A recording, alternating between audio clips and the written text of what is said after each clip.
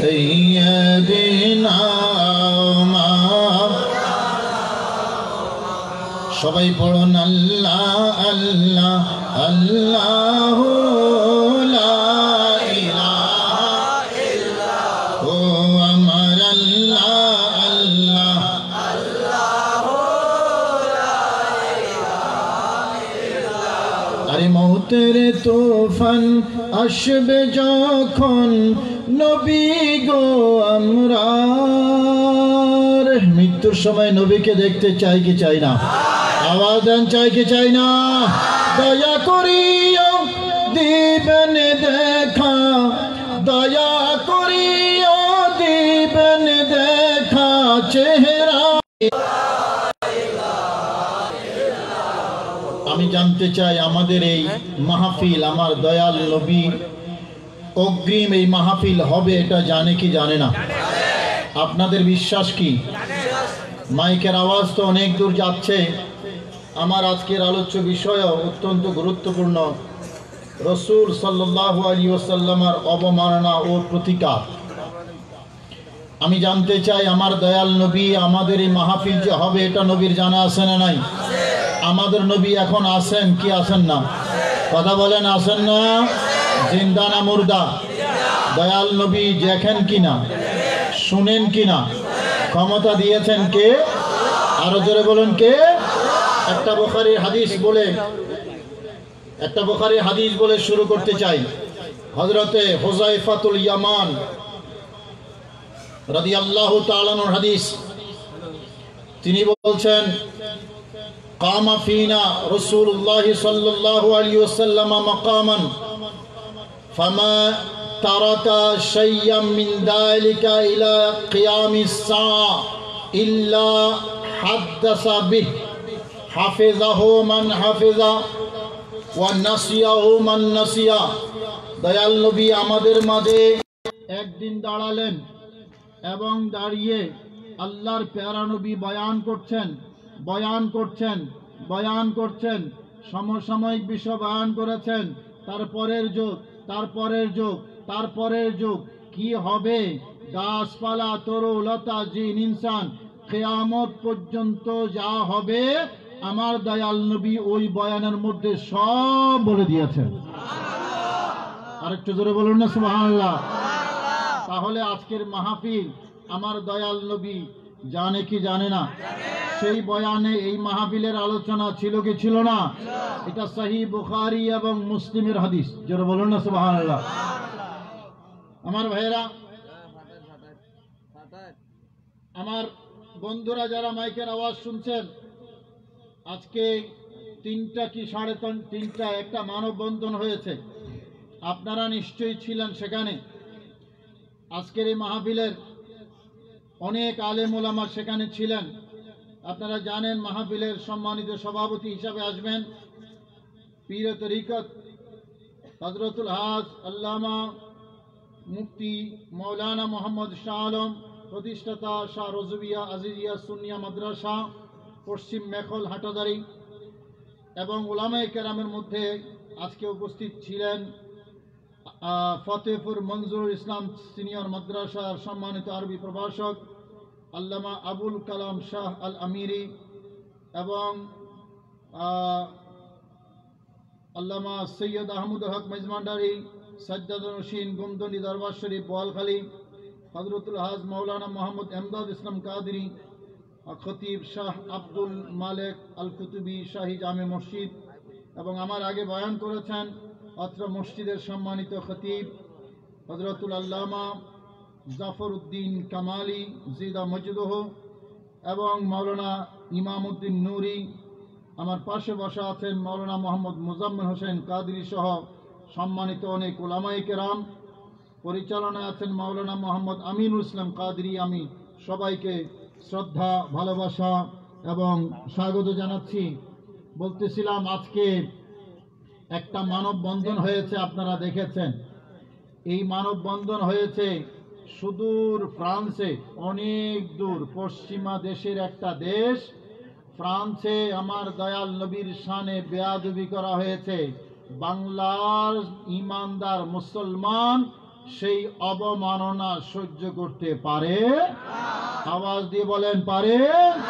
সে কারণে হাটহাজারী চট্টগ্রাম জেলার একটা উপজেলা হলেও এই জায়গায়ও আমরা প্রতিবাদ জানিয়েছি আমাদের ঈমানি দায়িত্ব আদায় করার জন্য। কারণ আমরা যেই নবীর উম্মত, সেই নবীকে আমরা ভালোবাসি সবার চেয়ে বেশি, এমনকি আমাদের জীবনের চেয়ে বেশি। সেই নবীকে আমরা কখনো ছাড়তে পারি না। কেউ অবমাননা করলে আমরা সইতেও পারি না, কেউ বেয়াদবি করলে আমরা ছেড়েও দেই না। আমরা জীবনে অনেক কিছু ছেড়ে দিতে পারি। ব্যবসায় যখন আমাদের লস হয় আমরা মেনে নিতে পারি, নিজের মনকে মানাতে পারি। আমার পরিবারে যখন ক্ষতি হয় আমরা মেনে নিতে পারি, মনকে মানিয়ে নিতে পারি। আমার ভাইরা, টাকা পয়সার যদি লস হয়, আমার যদি প্রিয় জিনিস চুরি হয়, ডাকাতি হয়, আমরা মেনে নিতে পারি। আমার কোনো আপনজন মারা গেলে সেটাও কয়েকদিন কান্নাকাটি শোক দুঃখের পরে আমরা মেনে নেই, মনকে বুঝিয়ে নেই। এমনকি আমার জীবনের উপরে যদি আক্রমণ আসে, এই ক্ষত একদিন শুকিয়ে যায়, কিন্তু ইমানদার মুসলমান দয়াল নবীর শানে ঘরে হোক বাইরে হোক, দেশে হোক বিদেশে হোক, আপন হোক পর হোক, পরিচিত হোক অপরিচিত হোক, পৃথিবীর যেখানেই আমার দয়াল নবীর শানে যদি কেউ বেয়াদবি করে, কেউ গুস্তাকি করে, কেউ অবমাননা করে, কেউ কটূক্তি করে, সাধারণ মানুষ হোক আর হুজুর হোক, ইমানদার মুসলমান নবীর খাঁটি উম্মত কখনোই সেটা মেনে নিতে পারে না। কথা বলেন ঠিক কিনা? সেই কারণে আজকের এই প্রতিবাদ মানববন্ধন হয়েছে। এটা আমাদের সকল দায়িত্বের উপরে ঈমানি দায়িত্ব। কথা বলেন ঠিক কিনা? আমার ভাইরা, সুদূর ফ্রান্সে আমার দয়াল নবীর শানে বেয়াদবি হয়েছে, আমরা প্রতিবাদ করলাম। আমার ঘরের পাশে মসজিদ থেকে দয়াল নবীর শানে বেয়াদবি করে আমরা প্রতিবাদ করব না? মাদ্রাসা থেকে যদি দয়াল নবীর শানে বেয়াদবি করে আমরা প্রতিবাদ করব না? আমার পরিবারের যদি কেউ বেয়াদবি করে আমরা প্রতিবাদ করব না? আজকে ফ্রান্সকে আমরা বয়কট করার স্লোগান দেই, ফ্রান্সের পণ্য সামগ্রী বয়কট করার স্লোগান দেই, কারণ দয়াল নবীর শানে বেয়াদবি করেছে। সবাই, আমরা এবং তারা সবাই বয়কটের স্লোগান দেয়। আমার ভাইয়েরা, এই দেশে যদি কেউ আমার দয়াল নবীর শানে বেয়াদবি করে, কটূক্তি করে, তাহলে ফ্রান্সকে যেমন আমরা বয়কট করি, ফ্রান্সের পণ্যকে যেমন আমরা বয়কট করি, যারা এই দেশে বেয়াদবি করে এবং করবে তাদেরকে আমরা বয়কট করতে রাজি আছি না নাই? আমাদের রাজি আছি না নাই? এটা যাতে মনে থাকে, সিলেবাস একটা আমি কোরআন কারীমের সূরা আরাফের 56 নম্বর আয়াতের শেষের অংশ তেলাওয়াত করেছি। আমার আল্লাহ বলেন, ফাল্লাযীনা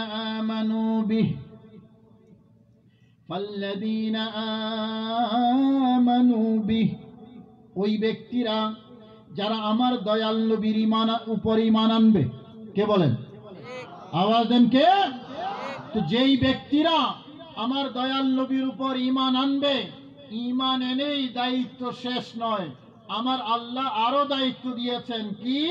ওয়াজ্জারুহু, প্রাণ থেকেও, মন থেকেও, জীবন থেকেও বেশি আমার দয়াল নবীকে সম্মান দেখাতে হবে।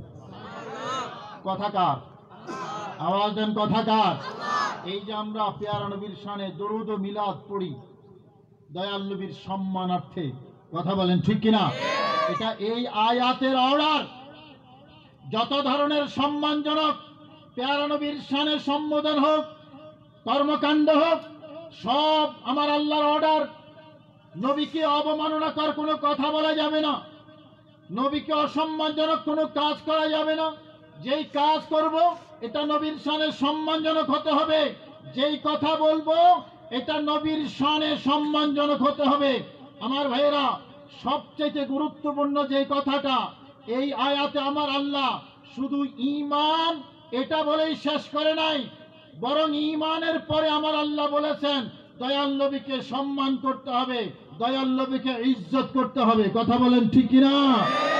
তাহলে যেই নবীর উপর ঈমান এনে কেউ যদি নবীর শানে সম্মান না করে বেয়াদবি করে, তাইলে কি আর ঈমান থাকবে? আওয়াজ দেন, থাকবে? সেই সিলেবাসটাই হলো সুন্নি মুসলমানদের সিলেবাস। এই যে ঈদে মিলাদুন নবীর মাহফিল বাংলাদেশের পাড়ায় পাড়ায় মহল্লায় মহল্লায় হয়, সিলেবাস একটা, আমার দয়াল নবীর শান এবং মান। কথা বলেন ঠিক কিনা? আমার ভাইরা, আমি যে আয়াত তেলাওয়াত করলাম এবং যে হাদিসটি আমি পাঠ করলাম, নবীর সাহাবী বলছেন আমার দয়াল নবী কিয়ামত পর্যন্ত কি হবে তার সব বলে দিয়েছেন। আরেকটু জোরে বলবেন না সুবহানাল্লাহ? আমার কথা বুঝতে আপনাদের অসুবিধা হয়? কিয়ামত পর্যন্ত কি হবে আমার দয়াল নবী সব বলে দিয়েছেন। জেনে বলেছেন না না জেনে? কথা বলেন। এটার নাম হলো সংবাদ। আমাদের টেলিভিশন চ্যানেল সংবাদ প্রচার করে ঘটনা ঘটার পরে, আজকে 4-5টা টেলিভিশন ক্যামেরা এসছে আমি যতদূর সংবাদ পেয়েছি। তো আপনারা মানববন্ধন করছেন, তারা এটাকে ভিডিও করছে, ভিডিও করেছে তো বিকেল 3টা থেকে 5টার ভেতরে, আর এটা টেলিভিশনের নিউজে আসবে সন্ধ্যায়, রাতে 7টা বা 8টা বা 9টায়। কথা বলেন ঠিক কিনা? টেলিভিশনে দেখাবে যে হাটহাজারী কোথায়, এই 11 মাইল মাথায় নবীজির শানে অবমাননার প্রতিবাদে মানববন্ধন হয়েছে।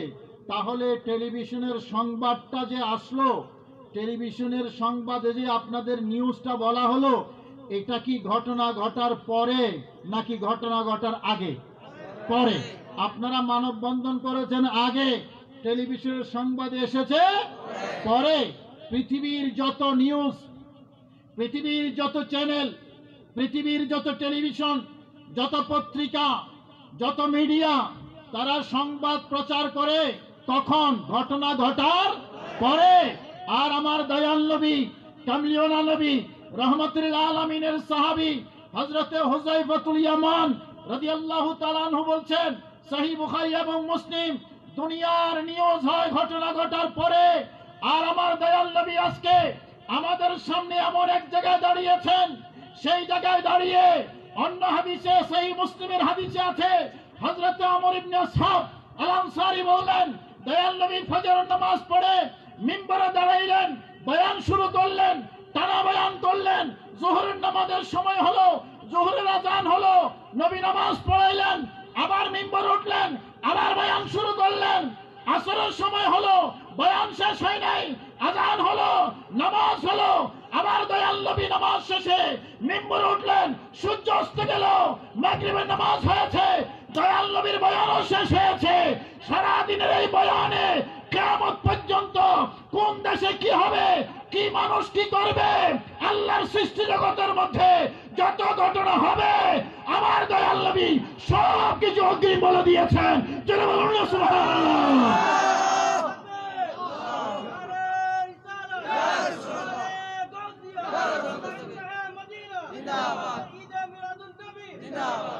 তাহলে দুনিয়ার সংবাদ অনিয়ারে আসে ঘটনা ঘটার পরে, আর আমার দয়াল নবী সংবাদ পাঠ করলেন, সংবাদ জানাইয়া দিলেন ঘটনা ঘটার।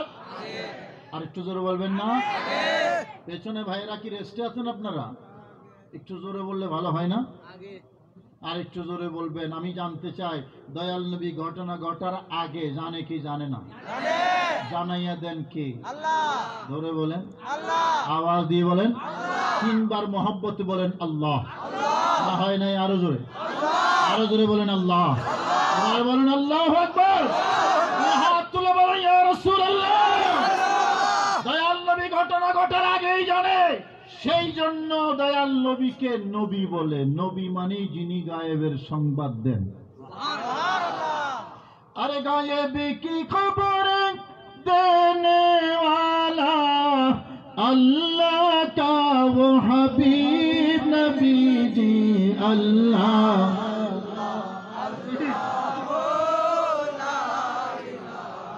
इल्लाह अमर अल्लाह अल्लाह।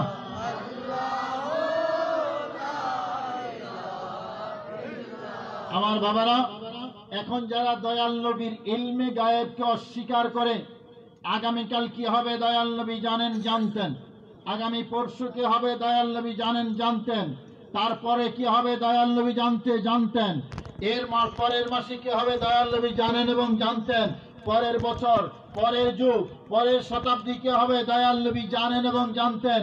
কিয়ামত পর্যন্ত যা হয় নাই হবে, কার ঘরে সন্তান হবে, কে বিবাহ করবে, কে কতদিন বাঁচবে, কোথায় কোন ঘটনা দুর্ঘটনা ঘটবে, আমার দয়াল নবী সব বলে দিয়েছেন। আমার ভাইরা, তো যারা দয়াল নবীর এই শান, এই মর্যাদাকে যারা অস্বীকার করে, এই রকম পাবলিক আমাদের দেশে আছে কি নাই? আওয়াজ দেন, আছে না নাই? হাটাজারি উপজেলায় আছে না নাই? আছে। যারা দয়াল নবীর অগ্রিম ইলমে গায়েবকে অস্বীকার করে, যেটা নবীর শান, এটাকে অস্বীকার করা নবীর শানে অবমাননা এবং বেয়াদবি। কথা বলেন ঠিক কিনা? ফ্রান্সে অবমাননা করার কারণে যদি ফ্রান্সকে আমরা বয়কট করতে পারি, আমার ঘরের সামনে কোন হুজুর, কোন মুফতি, কোন মাওলানা, কোন মুহাদ্দিস, কোন আলেম, কোন ইমাম, কোন খতিব যদি আমার দয়াল নবীর এই অগ্রিম ইলমকে অস্বীকার করে, কটাক্ষ করে, আমি সবার কাছে জানতে চাই এই রকম হুজুরদেরকে বয়কট করা সমাজ থেকে প্রয়োজন আছে না নাই? আচ্ছা, এটা তো গেল জানার কথা। এখন প্রশ্ন জাগবে, হুজুর আমার দয়াল নবী দেখে কিনা, এটাও জানা দরকার আছে না নাই? আগেরটা বলেছিলাম সহিহ বুখারী শরীফ থেকে, এখনো হাদিস শরীফ থেকেই বলতেছি। এটাও বুখারী শরীফ, হযরতে উকবা ইবনে আমের, দয়াল নবীর সাহাবী উকবা ইবনে আমের রাদিয়াল্লাহু তাআলা আনহুর বর্ণনা। আমার দয়াল নবী বলছেন, ইন্না মাউইদাকুমুল হাউজ, আমার উম্মত, তোমার সাথে আমাদের সাথে, আমার সাথে তোমাদের সাথে ওয়াদা থাকলো, তোমাদের সাথে আমার সাক্ষাৎ হবে হাউজে কাউসারের গোড়ায়।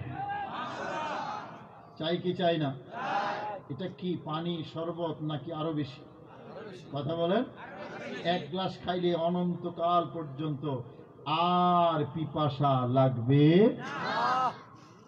তোমাদের সাথে আমার সাক্ষাৎ হবে হাউজে কাউসারের গোড়ায়। তবে শোনো, ওয়া ইন্নী লাআনজুরু ইলাইহি ওয়া আনা ফি মাকামি হাদা, এ আমার উম্মত, আমি মদিনায় এখন যেখানে আছি, এখান থেকে আমি আমার এই চোখ দিয়ে হাউজে কাউসার দেখতে পাচ্ছি। এটাও বুখারীর হাদিস। তাহলে দয়াল নবী কি শুধু কাছে দেখে না দূরেও দেখে? কথা বলেন, দূরেও দেখে কিনা? নবী বললেন, আমি এখন যেই জায়গায় অবস্থান করছি, এই জায়গা থেকে আমি হাউজে কাউসার দেখছি। তাহলে দয়াল নবীর জন্য দূরে আর কাছে নাই। দয়াল নবীর সামনে পাহাড় থাকুক, পর্বত থাকুক, ঘর বাড়ি থাকুক, অট্টালিকা থাকুক, যত কিছুই থাকে, দয়াল নবী দেওয়ালের এই পাশে যেমন দেখেন, দেওয়ালের ও পাশেও দেখেন, কাছে যেমন দেখেন, দূরেও দেখেন, বাহিরে যেমন দেখেন, ভিতরেও দেখেন। এই দেখার ক্ষমতা দিয়েছেন কে? আরো জোরে বলুন, কে?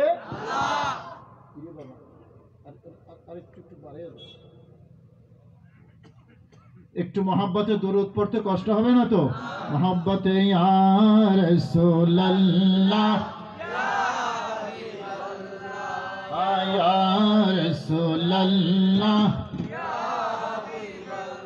আরে মুনকির নাকির আসিয়া সওয়াল করবে বসায়া, বলুন মুনকির নাকির আসিয়া সওয়াল করবে বসায়া, দিবেন গো নবীজি পর্দা উঠাইয়া, দেখিব আপনাকে দুই নয়ন ভরিয়া, দেখিব আপনাকে দুই নয়ন ভরিয়া, ইয়া রাসূলুল্লাহ, ইয়া হাবিবাল্লাহ, ইয়া রাসূলুল্লাহ, ইয়া হাবিবাল্লাহ।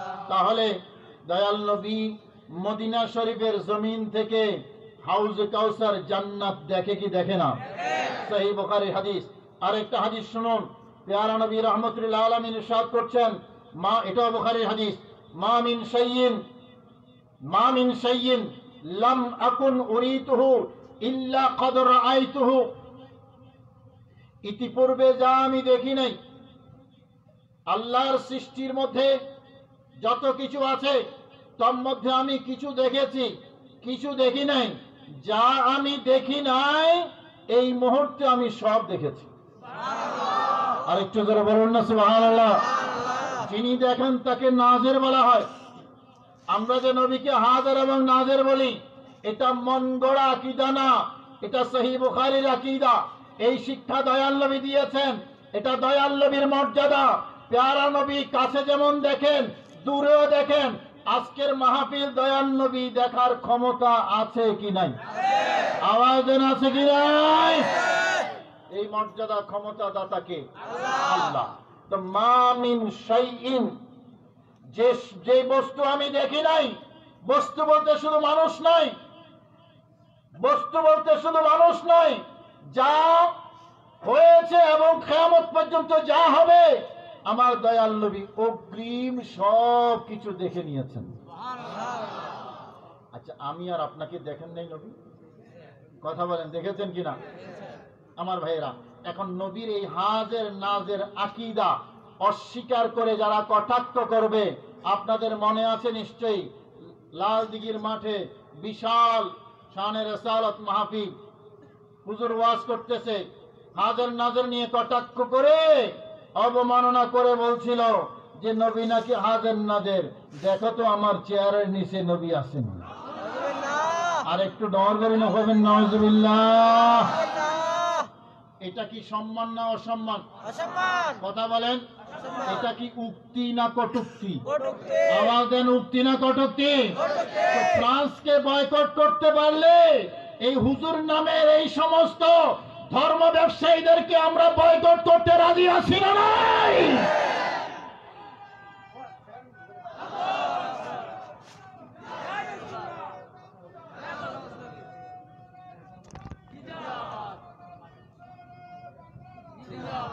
নারে তাকবীর, নারে রিসালাত, নারে গাউসিয়া। হযরতুল আল্লামা মুফতি মুহাম্মদ শাহ আলম সাহেব মাজ্জাজিল্লুল আলী।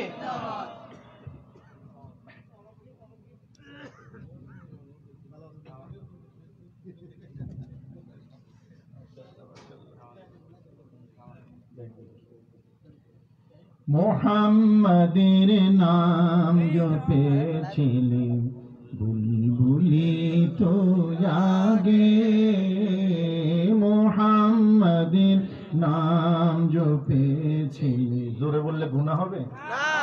একেবারে কৃপণের মতো আওয়াজ বাইর করতেছেন না। ঘটনা কি? দুপুরে ভাত খান নাই বুঝি? ভাত খাইছেন? গরম ভাত না পান্তা ভাত? তাহলে গরম ভাতের একটু মধুর আওয়াজ দিয়ে নবীর শানে নাত পড়ি।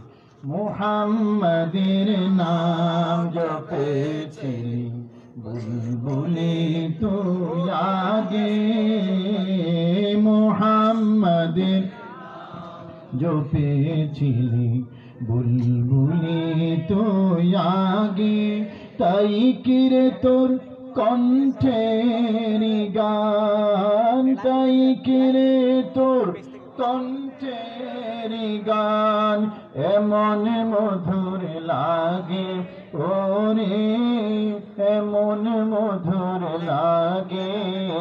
মুহাম্মাদের নাম জপেছিলি বুলবুলি তো আগে, মুহাম্মাদের নাম জপেছিলি বুলবুলি তো আগে। আমার ভাইরা, ভুলে গেলে চলবে না, অতীতকে স্মরণ রাখা দরকার। যারা লাল দিঘির ময়দানে আমার দয়াল নবীকে চেয়ারের নিচে খুঁজেছে তারা হলো এই দেশের হুজুর নামের ধর্ম ব্যবসায়ী। আমরা সুন্নি মুসলমান ফ্রান্সকে যেমন বয়কট করতে পারি, এই রকম ধর্ম ব্যবসায়ীদেরকে বয়কট করতে পারে। যারাই দয়াল নবীর শানে বেয়াদবি করবে তাদের সাথে কোনো আপোষ নাই। আমার ভাইরা মনে রাখবেন, শুধু ফ্রান্স নয়, দরজাটা খুলে দিয়েছে তারা। এরা বেয়াদব, বেয়াদবি নবীর শানে করলে পৃথিবীর সবার সাথে করতে পারে, নিজের ওস্তাদ মুরব্বির সাথেও করতে পারে। বেয়াদবির দরজা যখন খুলে যায়, এ কথা মনে করার কোনো সুযোগ নাই যে বেয়াদবি শুধু ওখানেই করবে। আমি প্রায় বলে থাকি, শিয়ালের বাচ্চা মুরগি শিকার শিখে তার মা থেকে। মা শিয়ালের বাচ্চাকে কিভাবে মুরগি শিকার করতে হয় এটা শিখায়। এখন যতবারই ট্রেনিং দেয়, মা বলে হয় নাই, হয় নাই, ভালো করে এখনো মুরগি শিকার শিখো নাই। আমার ভাইয়েরা, এখন ওই বাচ্চা শিয়াল একসময় রাগ করে বলছে যে মা, যতবারই শিকার করি তুমি বলো হয় নাই, এত ভালো করে কামড় দেই তারপর আমার কামড় হয় নাই, তো আমি কতটা পরিণত, কতটা পারি, কতটা দক্ষ হয়েছি, কতটা শিখেছি, তোমাকে তো একটু দেখানো দরকার। এটা বলে ওই শিয়ালের বাচ্চা নিজের মায়ের লেজের মধ্যে একটা কামড় দেয়। কথা বোঝেন নাই? নিজের মায়ের লেজের মধ্যে কামড় দিয়ে মাকে বুঝাইয়া দেয় যে দেখো, আমি শিকার করা খুব ভালো করে শিখছি। আমার ভাইয়েরা, তারা তো আল্লামা গাজী শের বাংলা রহমতুল্লাহ শানে বেয়াদবি করেছে। মা বলে, মুরব্বী বলে এখনো বেয়াদবি হয় নাই। মাইজবান্ডার দরবার শরীফের সাথে বেয়াদবি করেছে, এখনো বেয়াদবি হয় নাই, শিখো নাই ভালো করে। জস্টে জুলুসের গাড়িতে আক্রমণ করেছে, মুরব্বী বলে এখনো বেয়াদবি শিখো নাই। ওরা গরিব নামাজের সামনে বেয়াদবি করে, মুরব্বী বলে এখনো হয় নাই, ভালো করে কামড় দেওয়া শিখো নাই। গৌসুল আজম দস্তগীরের সামনে বেয়াদবি করে, এখনো বেয়াদবি শিখো নাই। শাহিন শাহ শ্রীকোটের সামনে বেয়াদবি করে, এখনো বেয়াদবি শিখো নাই। আল্লাহর ওলিদের সামনে বেয়াদবি করে, এখনো বেয়াদবি শিখো নাই। এমনকি দয়াল নবীর সামনে বেয়াদবি করতে করতে করতে করতে পাপ যখন বাতি হয়েছে, পাপ যখন পাইকে গেছে, মুরব্বী বলে না এখনো বেয়াদবি হয় নাই, বেয়াদবি শিখো নাই, পরিণত হয় নাই। এবার বাচ্চা বলে ঠিক আছে, আমি কতটা পারি তোমার লেজের মধ্যে কামড় দিয়ে একটু দেখাইয়া দেয়। ঘটনা হয় নাই? আওয়াজ দেন, ঘটনা হয় নাই? আমার আল্লাহ বলেন লাআনাহুমুল্লাহু ফিদ দুনিয়া ওয়াল আখিরা, যারা দয়াল নবীর শানে বেয়াদবি করবে আমার আল্লাহ দুনিয়া এবং আখিরাতে তাদেরকে লানত দেবেন, তাদেরকে লাঞ্ছিত করবেন কে? আওয়াজ দেন, কে? যারা নবীর শানে বেয়াদবি করে তাদেরকে লানত দেয় আমার আল্লাহ। তার মানে নবীর শানে বেয়াদবি আমার আল্লাহ সহ্য, জোরে বলেন, আমার আল্লাহ সহ্য। তো আমার আল্লাহ যখন সহ্য করে না, আল্লাহর বান্দা হিসেবে, নবীর উম্মত হিসেবে, নবীর ওয়াফাদার উম্মত হিসেবে আমরাও সহ্য করব। ব্রাহ্মণবাড়িয়ায় জুলুসের উপর আক্রমণ হয়েছে, আমরা দেখেছি। মিলাদ কিয়াম যারা করে এদের বাড়িতে আগুন লাগিয়ে দেওয়া হয়েছে। কেন মিলাদ কিয়াম করে? কেন দয়াল নবীকে সম্মান করে সালাম দেয়? এই ছিল অপরাধ, শাস্তি হলো আগুন লাগিয়ে দেওয়া। আমার ভাইরা, তারা জানে না নবীর প্রেমিক যারা, নবীর আশিক যারা, এরা যখন জাহান্নামের আগুনেই পুড়বে না, দুনিয়ার আগুন তো তাদের জন্য কিছুই না। হাদিস শরীফ কোট করব আমি। হযরত আম্মার বিন ইয়াসির রাদিয়াল্লাহু তাআলা আনহু, আমার দয়াল নবীর সাহাবী, ইসলাম ধর্ম গ্রহণ করলেন। শত নির্যাতন এসেছে, কাফেররা বাধ্য করছে, বারবার বলছে দয়াল নবীকে ছেড়ে দাও, ওই নবীকে ছেড়ে দাও, ওই নবীর দরজা ছাড়ো, ওই নবীর খেদমত ছাড়ো, ওই নবীর সুহবত ছাড়ো, ওই নবীর ভালোবাসা ছাড়ো। আম্মার ইবনে ইয়াসির বললেন আমি পরিবার ছাড়তে পারবো, দয়াল নবীকে ছাড়তে পারবো না, সমাজ ছেড়ে দিতে পারবো, আমার কামলিওয়ালাকে ছাড়তে পারবো না, ধন সম্পদ বিসর্জন দিতে পারবো, আমার কামলিওয়ালাকে ছাড়তে পারবো না। আর তোমরা যদি চাও আমার জীবনটাকে নিয়ে নিতে পারো, আমি আমার কামলিওয়ালাকে ছেড়ে দিতে পারবো না, পারবো না, পারবো না। যদি বলুন না সুবহানাল্লাহ। সেই বেঈমানগুলো হযরত আম্মার ইবনে ইয়াসির রাদিয়াল্লাহু তাআলা আনহুর জন্য আগুন জ্বালিয়েছে, পোড়ানোর জন্য। হযরত আম্মারকে আগুন জ্বালিয়ে পুড়িয়ে দেবে। আমার মদিনার কামলিওয়ালা নবী যাচ্ছেন রাস্তার পাশ দিয়া, ধাও ধাও করে আগুন জ্বলছে। জিজ্ঞেস করলেন এই আগুন কিসের জন্য? জবাব আসলো আম্মার বিন ইয়াসির, তাকে আগুনে নিক্ষেপ করে পুড়িয়ে দেওয়া হবে। আমার দয়াল নবী জিজ্ঞেস করলেন তার অপরাধ কি? বললেন মুহাম্মদের উপর ঈমান এনেছে। নাউযুবিল্লাহ বললেন না? অপরাধ হলো দয়াল নবীর উপর ঈমান এনেছে, দয়াল নবীকে ভালোবেসেছে, অন্তরে জায়গা দিয়েছে, সেই জন্য আগুন জ্বালাচ্ছে শাস্তি দেওয়ার জন্য, মেরে ফেলবে। আহ, নবীর গোলাম যখন শুনলেন নবীকে ভালোবাসার কারণে আগুনে নিক্ষেপ করতে হবে, ওই রাস্তা দিয়ে যাওয়ার সময় আগুনকে ডাক দিলেন, কুলনা ইয়া নারু ইয়া নারু কুনি বারদান ওয়া সালামান আলা আম্মার, আলা আম্মার, এ আগুন কুনি বারদান ওয়া সালামা আলা আম্মার কামা কুনতি আলা ইব্রাহিম। এই আগুন ইতিপূর্বে নবী ইব্রাহিমের জন্য যেমন তুমি এয়ার কন্ডিশন হয়ে গিয়েছো, আমার গোলাম, আমার পাগল, আমার প্রেমিক তোমার কাছে যাবে, তুমি তার জন্য এয়ার কন্ডিশন হয়ে যাও, তার জন্য এয়ার কন্ডিশন হয়ে যাও। সেই বেঈমানরা আম্মার বিন ইয়াসারকে নিক্ষেপ করেছে আগুনে। হযরত নবী ইব্রাহিম যেমন একটা পশম জ্বলে নাই, এই নবীর গোলাম আম্মার বিন ইয়াসার আগুনে নিক্ষিপ্ত হয়েছেন, একটা পশম জ্বলে নাই। জোরে বলুন না সুবহানাল্লাহ। তারা নির্যাতন করে কি করবে? আমার বন্ধু আল্লামা নুরুল ইসলাম ফারুকী রহমতুল্লাহ আলীকে তারা শহীদ করেছে, জান্নাতে গেছে। আমার ভাইরা, শত্রুরা অন্যায় ভাবে যাকে মেরে ফেলে তাকে বলা হয় শহীদ, এটা শহীদ হুকমি। তো অনারার বাড়ির দেহ তো শহীদ উগ্র বাইরে বলে কি বেড়ে ফোনে মারি গো নতুন শহীদ উগ্র আবিষ্কার নই এবারে ফোনে মার্গি যারা মার্গি তারা জালেম কত ইনকি ইন্ডিয়া তো নিছি না মার্গি জোন উনকি ইন্ডিয়া তো নিছি না। তাহলে জালেম ভিতরে আছে, ঘরের ভিতরে জালেম আছে, নামাতর কা ঘরের ভিতরে জালিম আছে না নাই? আওয়াজের আছে না নাই? ঢাকার সংবাদ সম্মেলন আমি দেখেছি, মুফতি ফয়জুল্লাহ বলেছে তাদের দলে চরমপন্থী এবং উগ্রপন্থী আছে। আমরা হলো সুন্নাত ওয়াল জামাত, খাজা গরিব নওয়াজের, গৌসুল আজম দস্তগীরের, শাহজালালের সৈনিক যারা, এখানে উগ্রপন্থীও নাই, এখানে চরমপন্থীও নাই। ইসলাম মানে যে শান্তি, সেই শান্তি হলো সুফিয়াই কেরামের আহলে সুন্নাত ওয়াল জামাতের মধ্যে। যেখানে চরমপন্থা আছে এখানে ইসলাম নাই, যেখানে উগ্রপন্থা আছে এখানে ইসলাম নাই, যেখানে ইসলাম আছে এখানে চরমপন্থা এবং উগ্রপন্থা নাই। কথা বলেন ঠিক কিনা? আল্লাহু আকবার, ইয়া রাসূলুল্লাহ, ইয়া রাসূলুল্লাহ দস্তগীর জিন্দাবাদ জিন্দাবাদ জিন্দাবাদ। আমার ভাইরা, ওটা তো বললাম হযরত আম্মার বিন ইয়াসিরের। সহি সনদে আরেকটা ঘটনা বর্ণনা করি।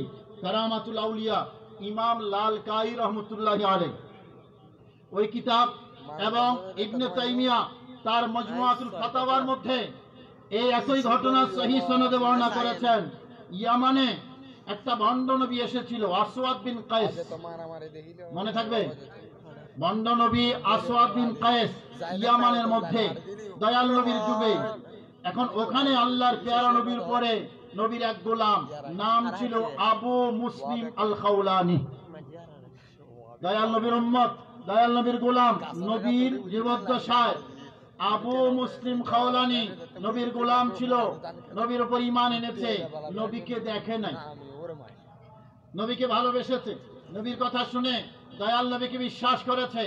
এখন ওই যে আসওয়াদ বিন কায়েস, সে ভণ্ড নবী দাবিদার আবু মুসলিম খাওলানিকে ডাকলো, বলল তুমি খাও ইয়ামানে, থাকো ইয়ামানে, আমি যে ইয়ামানের নবী, নাউজুবিল্লাহ বলবেন না, আমি যে ইয়ামানের নবী, আমাকে না মেনে তুমি কোথায় মদিনার নবীকে মানো? খবরদার, ইয়ামানে যদি থাকতে হয় ইয়ামানের নবীকে মানতে হবে, মদিনার নবীকে ছাড়াও ইয়ামানের নবীকে ধরো। আর একটু জোরে বলুন না নাউজুবিল্লাহ। ওই নবীকে ছাড়ো, এই দেশের নবী আমি। আবু মুসলিম খাওয়ালানি বলেন না, আমি ওই নবীকে ছাড়তে পারবো না। আমার নবী হলেন মদিনার নবী, তুমি ভণ্ড। এইরকম ভণ্ড আছে না নাই? আমাদের দেশেও আছে না নাই? তুমি ভণ্ড, আমি তোমাকে মানতে পারবো না। বললে দেখো, এখানে দুর্দণ্ড প্রতাপশালী আমি, আমার অনেক ক্ষমতা, তুমি আমাকে চেনো না, আমাকে জানো না, হয় ছেড়ে দাও, নয়তো আমি তোমাকে শাস্তি দেব। আবু মুসলিম খাওলানি বললেন, তোমার যা মনে চায় তাই করো, আমি আমার নবীকে ছাড়তে। প্রেম তো এরকমই বাবা। এই যে খাদিম হোসেন রিজভী ইন্তেকাল করলেন পাকিস্তানে, আল্লামা খাদিম হোসেন রিজভী বেমিসাল আশিক রাসূল ছিলেন, এবং বলা হয়ে থাকে 60 লক্ষ মানুষ জানাজার মধ্যে অংশগ্রহণ করেছে।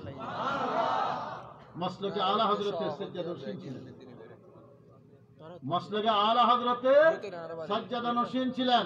আমাদের দেশে কিছু কিছু মানুষ মসলকে আলা হযরত বা আলা হযরতকে নিয়ে কটাক্ষ করে, এরা আসলে আলা হযরতকে চিনে নাই, আলা হযরত কোথায় কোথায় পৌঁছে গেছে। আমি মিশর গিয়েছিলাম, আল আজহার বিশ্ববিদ্যালয়, সে মিশরে দেখেছি আলা হযরত কি গবেষণা হচ্ছে। খালিদ সাবিত নামে আলা হযরতকে নিয়ে প্রচুর গবেষণা করেছে আল্লামা খালিদ সাবিত, কিতাব লিখেছে, এবং আমরা যে মুস্তাফা জানে পড়ি এটাকে আরবিতে অনুবাদ করেছে সুন্দর করে, এবং এটা সারা লিখেছে শুধু আল মনজুমাত সালামিয়া নামে, আল মনজুমাতুস সালামিয়া, এটার অনুবাদ আরবি অনুবাদ এবং সরা সহ। তো যেখানে আলা হযরত পৃথিবীর প্রায় সব রাষ্ট্রে বড় বড় বিশ্ববিদ্যালয়ে আলা হযরতকে নিয়ে গবেষণা হচ্ছে, সেখানে আমাদের দেশে দুই একজন যদি আলা হযরতের সমালোচনা করে, তাহলে কি আলা হযরতের কিছু যায় আসে? 1500 কিতাব আলা হযরতের কম বেশি আলা হযরতের কথা বলে প্রতিদিন, প্রতি মুহূর্তে। সুবহানাল্লাহ বলবেন না আমার ভাইরা? এই আল্লামা খাদিম হোসেন রিজভী মসলকে আলা হযরতের একজন আলেম, তো একজনের জানাজার মধ্যে 60 থেকে 70 লক্ষ মানুষ। সুবহানাল্লাহ। এবার বুঝেন, নবীর আশিক প্রেমিক, আসলে দুনিয়া তো আমার নবীর পাগল। সুবহানাল্লাহ। কথা বলেন ঠিক কিনা? দুষ্ট সন্ত্রাসী নবীর দুশমন তো সামান্য মুষ্টিমেয়, এবং এদের জন্য আল্লাহর শাস্তি অপেক্ষা করছে।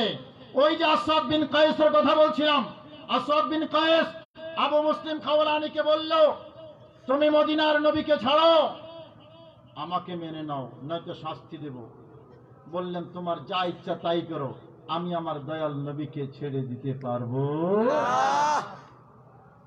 গমজদু করে দাও মুশদদি যে কহে বেকসু কা সাহারা हमारा नबी सबसे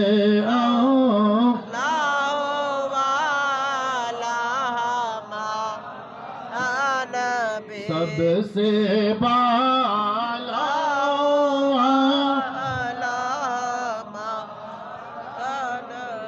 আসওয়াদ বিন কায়েস আগুন জ্বালানোর ব্যবস্থা করলেন, শহরে ঘোষণা করে দিলেন, মদিনার নবীর গোলামকে আমরা আগুনে পোড়াবো, তোমরা সবাই আইসা দেখো। সবাইকে দাওয়াত দিলেন তামাশা দেখার জন্য। দিন তারিখ ঠিক হলো, সময় ঠিক হলো। আবু মুসলিম খাওলানি আমার নবীর প্রেমিক আশিক, নবীকে ছাড়তে বলেছে, রিফিউজ করেছে, আমি আমার দয়াল নবীকে ছাড়তে পারবো না। অমুক দিন অমুক তারিখ অমুক জায়গায় আগুনে আসওয়াদ বিন কায়েস আগুনে আবু মুসলিম খাওলানিকে পোড়াবে।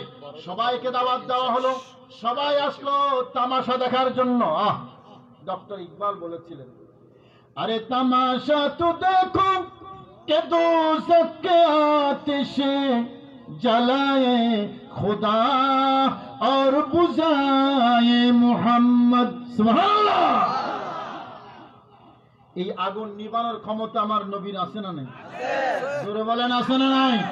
নবীর গোলাম আগুনে যাইতে লাগলে সেখান থেকে সেই গোলামকে পরিত্রাণ দেওয়ার, নাজাত দেওয়ার, নিষ্কৃতি দেওয়ার ক্ষমতা আমার মদিনাওয়ালার আছে না নাই? আমরা তো সেই বিশ্বাস করি, সেই দল করি আহলে সুন্নাত ওয়াল জামাত। ওই দল করি না যেই দলের প্রতিষ্ঠাতা লিখে গেছে নবী পরের কল্যাণ অকল্যাণ করা তো দূরের কথা, নিজের কল্যাণ অকল্যাণ করতেও পারে না। আমরা কি সেই দল করি? আওয়াজ দেন, সেই দল করি না। আমরা ওই দল করি যেই দলে বিশ্বাস করে আমার দয়াল নবী তারানেওয়ালা, বাঁচানে কথা ঠিক না ভাই? ঠিক। আমার নবী আমাদেরকে বাঁচাইতে পারে কি পারে না? ক্ষমতা দিয়েছেন কে? আওয়াজ দেন কে? সেই জায়গায় পরে আসতেছি আমার ভাইয়েরা। আবু মুসলিম খাওলানিকে হাত পা বাঁধা হলো, কোমর বাঁধা হলো, এভাবে হাত বাঁধা হলো, পায়ের মধ্যে শিকল দেওয়া হলো, আর ছেলে আগুনের মধ্যে নিক্ষেপ করছে। যখন আবু মুসলিম খাওলানি ওই আগুনে নিক্ষিপ্ত হওয়ার আগে আমার আল্লাহর কাছে বলতেছেন, আল্লাহ আমি তোমার নবীকে মানি, তোমার নবীকে ভালোবাসি, তোমার নবীকে আমি নিজের জীবন থেকেও বেশি ভালোবাসি বলে আজকে এই জালিম আসওয়াদ বিন কায়েস আমাকে আগুনে নিক্ষেপ করছে। আল্লাহ আমার কোনো দুঃখ নাই, আমি আগুনে যাচ্ছি আমার দয়াল নবীর জন্য, কিন্তু আল্লাহ আমার এই দুরবস্থার কথা আমার মদিনার কামলিওয়ালা নবীকে তুমি বলে দাও। আল্লাহ আমার পক্ষ থেকে দয়াল নবীর কাছে আমার দুরবস্থার কথা পৌঁছায়া দাও।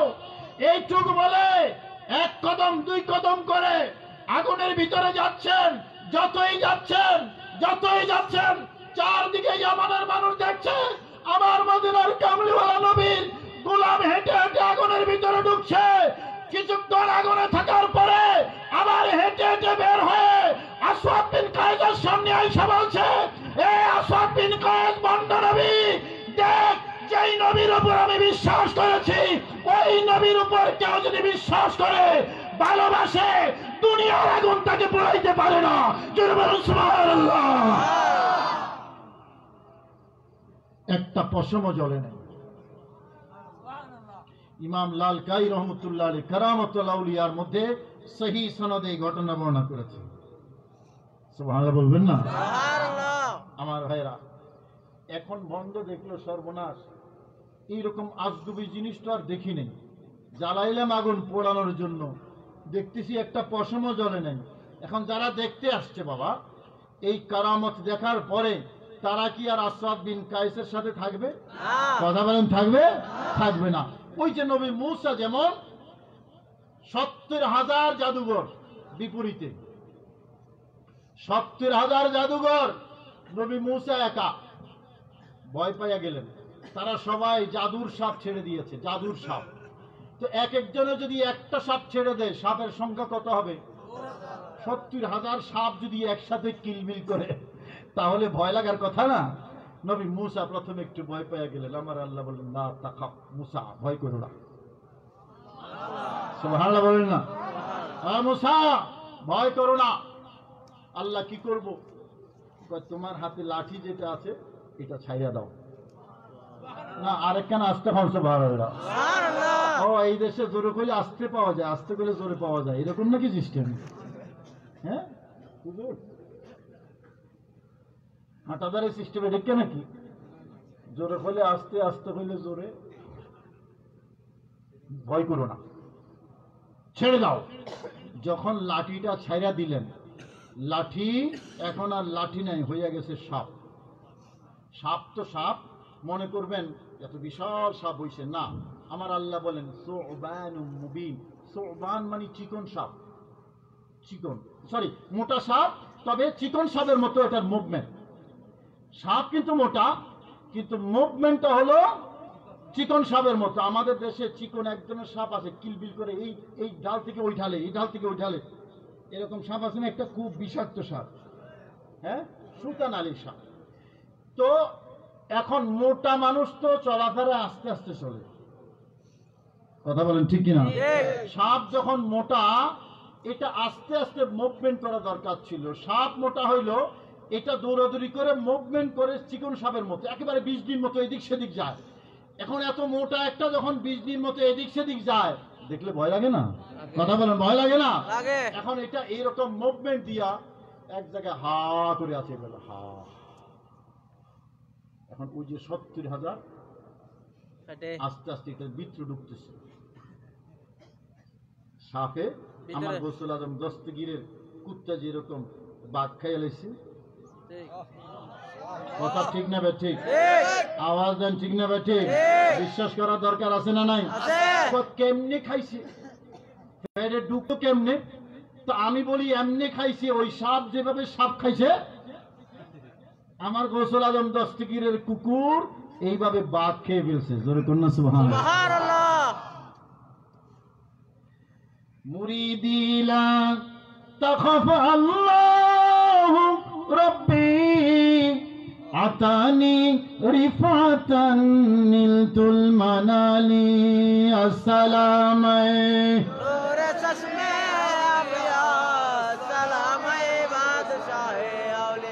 একটা সাপে 70,000 সাপ গিলার পরে এখন যারা শত্রু হিসাবে এসছে নবী মূসাকে মোকাবেলা করার জন্য, ফেরাউনের হাত থেকে পুরস্কার নেওয়ার জন্য, ফেরাউনের কাছাকাছি যাওয়ার জন্য, ফেরাউনের নৈকট্য লাভ করার জন্য তাদের চুক্তি হয়েছে আগে। ফেরাউন বলেছে ওয়া ইন্নাকুম লামিনাল মুকাররাবিন, আমার খুব কাছাকাছি জায়গা দেব। এখন দুর্দণ্ড প্রতাপশালী বাদশাহ যে নবী মূসাকে বলেছে মূসা তুমি যে খোদার ইবাদত করো ওই খোদা হইল ছোট খোদা, আমি হইলাম বড় খোদা। আর একটু জোরে বলো না নাউজুবিল্লাহ। কত আন্তর্জাতিক মানের গুন্ডা হইলে এরকম কথা বলতে পারে? কথা কোন ঠিক কিনা? এটা আন্তর্জাতিক মানের গুন্ডা। কি বলে আনা রব্বুকুমুল আলা, এই রকম গুন্ডার কাছাকাছি যাওয়া, দুর্দণ্ড প্রতাপশালী বাদশার কাছাকাছি যাওয়া, এই আশ্বাস পেয়ে বিশ্বাস করে নবী মূসাকে মোকাবেলা করার জন্য এসছে। মূসার লাঠি যথেষ্ট।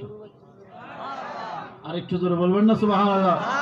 বাস মূসা লাঠি ছেড়ে দিলেন, গরিব নওয়াজ যেরকম জুতা ছেড়ে দিয়ে ঠান্ডা করে এলেছে। আমার নবী মূসা লাঠি ছেড়ে দিয়ে যখন সব সাপ খেয়ে ফেললো, এখন এই মৌজেদা যখন 70,000 জাদুঘর দেখলো, সর্বনাশ, আমাদের জীবনের সব ক্ষমতা ব্যবহার করে, জাদুর ক্ষমতা ব্যবহার করে আমরা জাদুর সাপ ছেড়ে দিলাম, এর উপর তো আমাদের কোনো ক্ষমতা নাই। ওই ফেরাউন বসের কাছাকাছি যাওয়ার জন্য, পুরস্কারটা পাওয়ার জন্য, এখন দেখতেছি লাঠি ছেড়ে দিলে ওটা সাপ হয়ে গেল, সাপ সব সাপ গিলে ফেললো। এখন তারা এইরকম অবস্থা দেখা বললো যে আমাদের ক্ষমতা যেখানে শেষ, মূসার লাঠির ক্ষমতা সেখান থেকে তো লাঠির যদি এই ক্ষমতা হয়, মূসার ক্ষমতা জানি কত বেশি।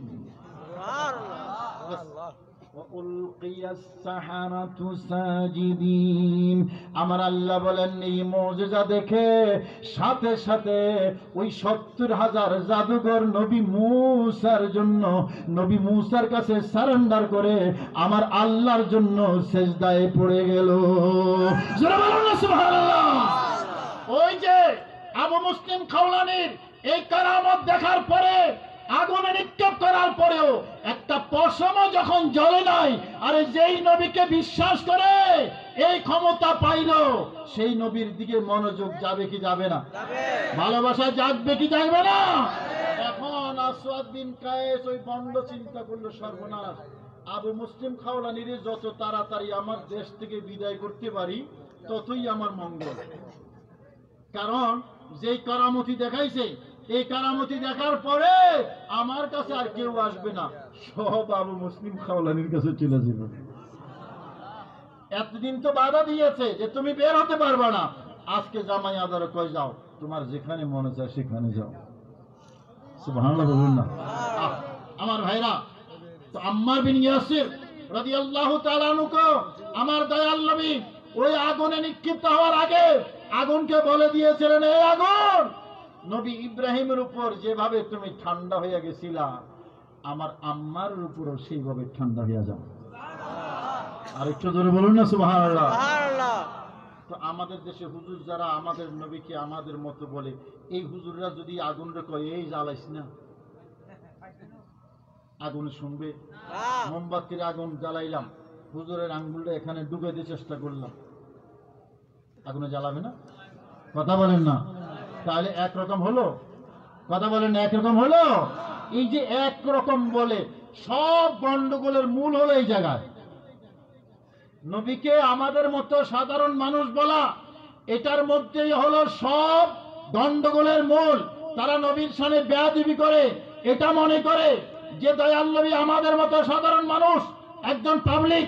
আমার ভাইরা, নবী যদি আমাদের মতো সাধারণ মানুষ হয় তাহলে কি আর নবী হতে পারে? আমাদের নবী হতে পারে? আর নবী যদি হয় তাহলে কি আমাদের মতো হইতে পারে? মানে তো আমাদের মতো মিসলুকুম। আমার ভাইরা, কোরআন বুঝার জন্য তো নবীর প্রেম ভালোবাসা লাগবে, এলেম কালাম লাগবে, ঈমান লাগবে। আবু জেহেল আরবি জানতো না, কথা বলেন, জানতো না, কিন্তু কোরআন বুঝতো নি, কথা বলেন না। না, কেন বুঝতো?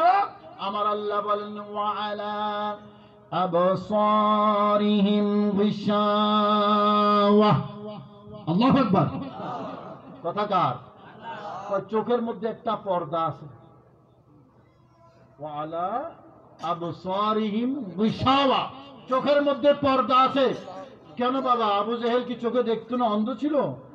কথা বলেন না, অন্ধ ছিল না, চোখে দেখতো, অন্ধ ছিল না। কিন্তু তারপরে আমার আল্লাহ বলতেছেন ওয়ালা আবসারিহিম গিশাওয়া, চোখের মধ্যে একটা পর্দা ছিল।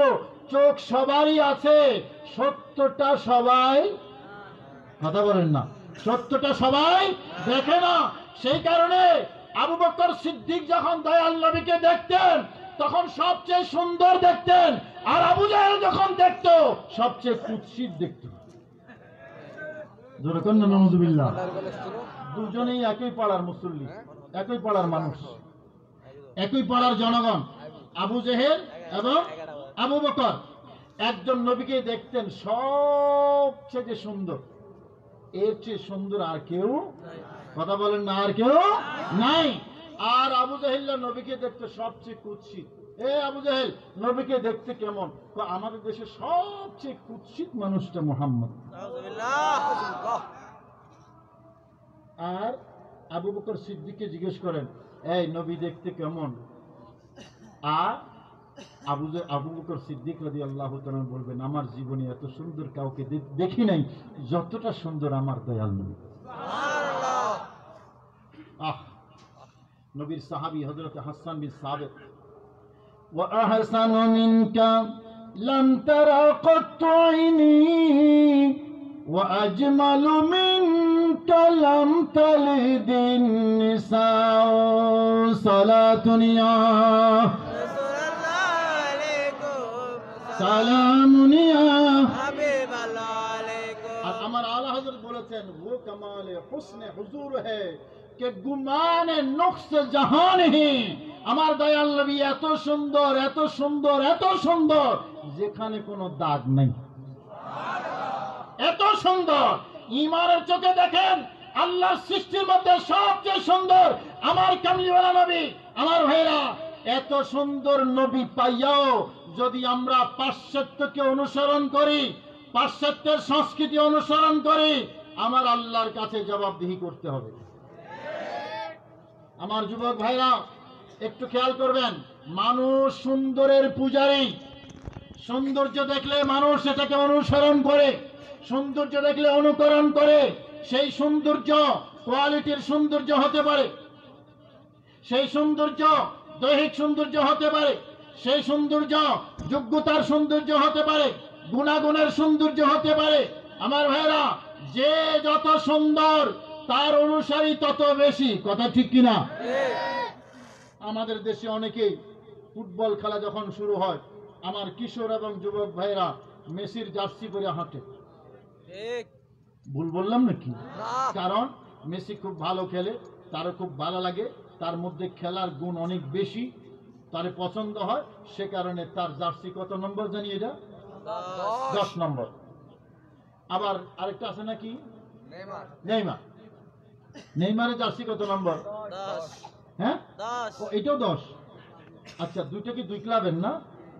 এখন ওই নেইমারের জার্সি, নেইমার। আবার কেউ কেউ আর্জেন্টিনার খুব পছন্দ করে, ম্যারাডোনা ছিল আর্জেন্টিনা। কেউ আবার ব্রাজিলের পছন্দ করে, পেলে আসিল, আরেকটা কি জানি, রোনালদো আসিল। কেন? তো এরা খুব ভালো খেলে, এদেরকে খুব ভালো লাগে। তো একজনের ভালো লাগে, গোটা দলটাকে ভালোবাসে, গোটা দেশকে ভালোবাসে। দেখবেন ফুটবল খেলা শুরু হলে বাংলাদেশি পতাকা দেখা যায় না, প্রত্যেক বিল্ডিং এর উপরে কয়েকটা পতাকা, হয় ব্রাজিলের অথবা আর্জেন্টিনার। কথা ঠিক আছে তো? কেন বাবা, কোথায় ব্রাজিল দেখছেন কখনো? গেছেন কখনো?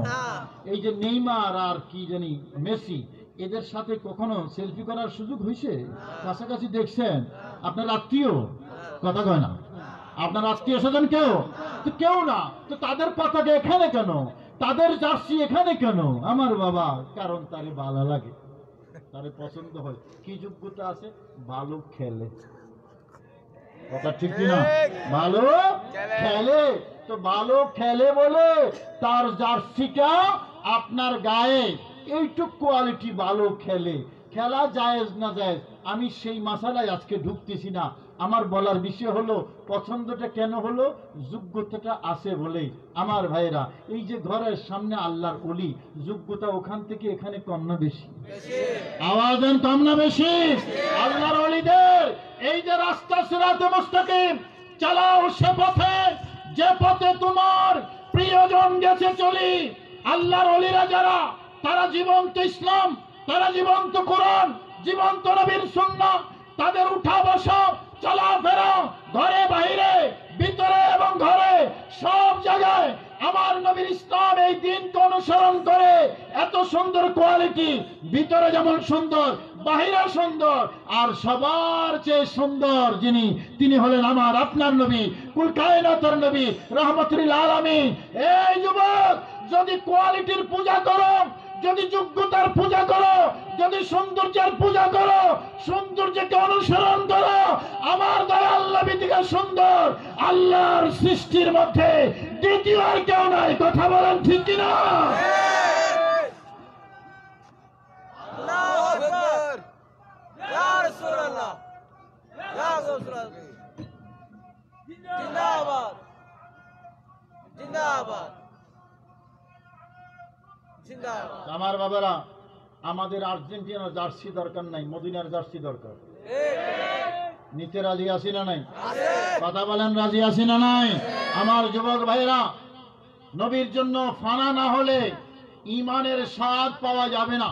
নবী বলেছেন, লা ইউমিনু আহাদুকুম হাত্তা কুনা হাব্বা ইলাইহি মিন ওয়ালিদিহি ওয়া ওয়ালাদিহি ওয়ান নাস আজমাইন। শুধু ভালোবাসার কথা বলেননি, সবচেয়ে বেশি ভালোবাসা মদিনাওয়ালা।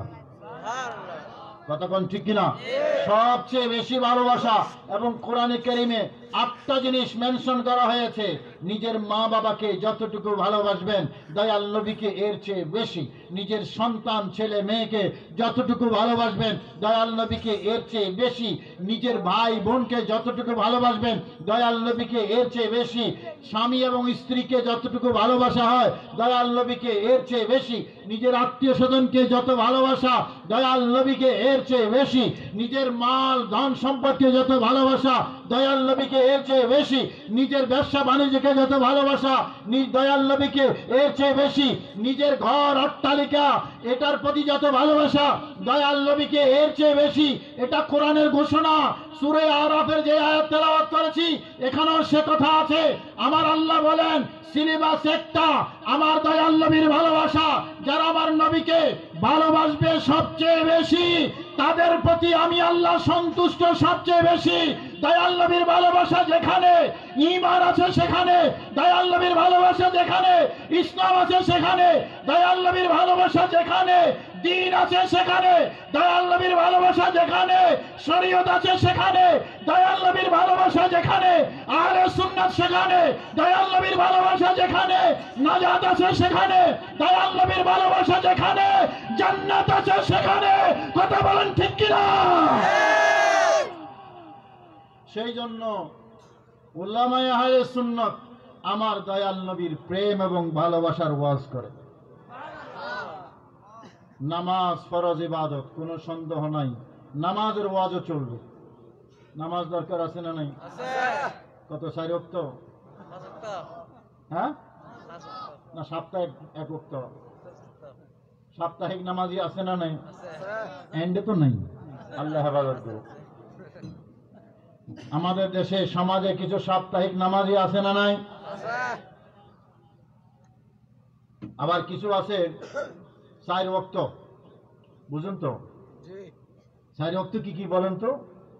জোহর আসর মাগরিব এশা জোহর, আসর, মাগরিব এশা মাগরিব, এশা এশা। বুঝে 4 ওয়াক্ত বুঝে। নামাজ কত ওয়াক্ত নামাজ পড়া দরকার আছে না নাই? মাঝে মাঝে বাদ, হ্যাঁ হ্যাঁ পড়া দরকার আছে না নাই? আছে আছে। ফরজ ইবাদত।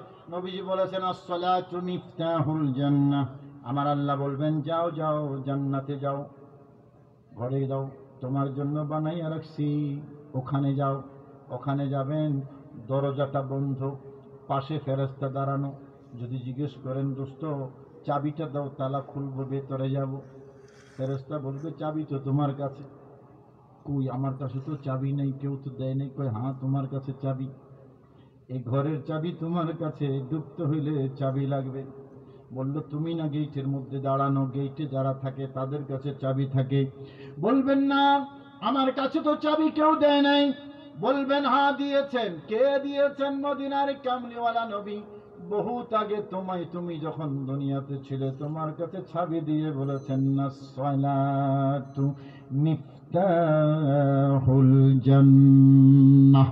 সুবহানাল্লাহ। সুবহানাল্লাহ নামাজ হলো বেহেশতের। চাবি আওয়াজ দেন বেহেশতের। চাবি এখন চাবি না থাকলে ঘরে ঢোকা যাবে? না আপনাকে পারমিশন দিলেন যাও ঘরে যাও, যাওয়া যাবে না, কারণ চাবি নেই। আর এটা যে এমন তালা, এটারে লোহা দিয়ে হাতুড় দিয়ে বাইরে ভাঙ্গাও, যাবে না লাঠি দিয়ে দরজা ভাঙ্গা যাবে? যাবে না। তার মানে একটাই রাস্তা, আপনার ঘরে ঢুকতে হইলে চাবি চাই।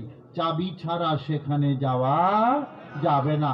তো চাবিটা নিয়ে যাওয়া দরকার আছে না নাই? আছে কার কার চাবি লাগবে একটু হাত তোলেন তো। নারে তাকবীর। আহারে ঠান্ডা স্লোগান। এইরকম ঠান্ডা কি বেশি পড়ে আজকে?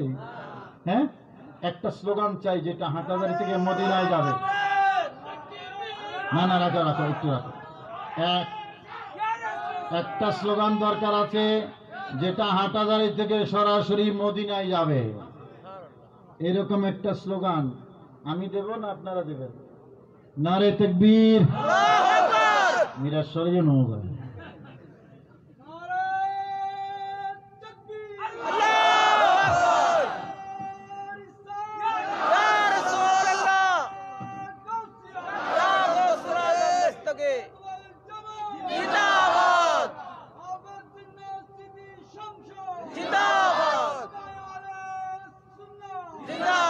মনি বড় আশা ছিল যাব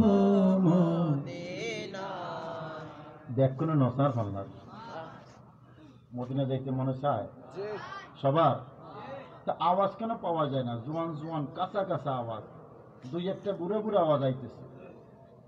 কাঁচা আওয়াজগুলো কোথায়? জোয়ানরা যাবা না, মদিনা যাবা না সবাই? মনি বড় আশা ছিল। এটা প্রিয় গজল, গলা ভাঙ্গা থাকলেও গাই। যাব কোথায়? আমাদের ঠিকানা কোথায়? শেষ ঠিকানা কোথায়? আওয়াজ দেন, শেষ ঠিকানা কোথায়? পৃথিবীর মধ্যে একটা জান্নাত আছে, সেই জান্নাতের ঠিকানা মদিনা। দয়াল নবী বলেছেন ঈমান বের হয়েছে মদিনা থেকে, আবার ফিরে যাবে মদিনায়। তাইলে ঈমানের শেষ ঠিকানা জোরে বলেন, আরো জোরে। তো ঈমানের শেষ ঠিকানা যদি হয় মদিনা, ঈমানদারের শেষ ঠিকানা কোথায় হবে? আরো জোরে বলেন। আমরা নবীকে পাইতে চাই কি চাই না? নবীকে দেখতে চাই কি চাই না? মদিনায় যাইতে চাই কি চাই না? মনে বড় আশা ছিল যাব মনে বড় আশা ছিল যাব সালাম আমি করব গিয়া, সালাম আমি করব গিয়া নবীজির রওজা।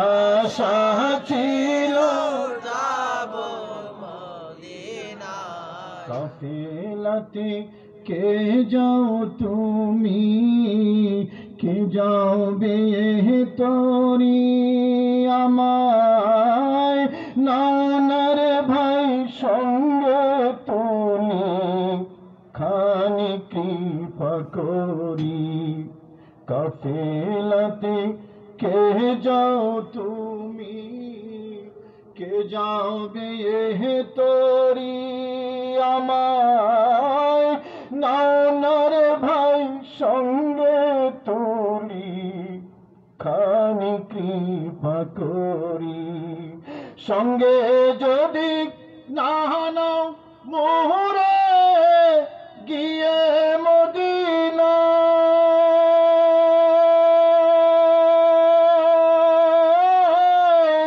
এই গোলামের সালাম দিও আমার মদিনার বাদশাহ আল্লাহু আকবার বলুন আমার নামে দুটি সালাম বলুন আমার নামে দুটি সালাম দিও সে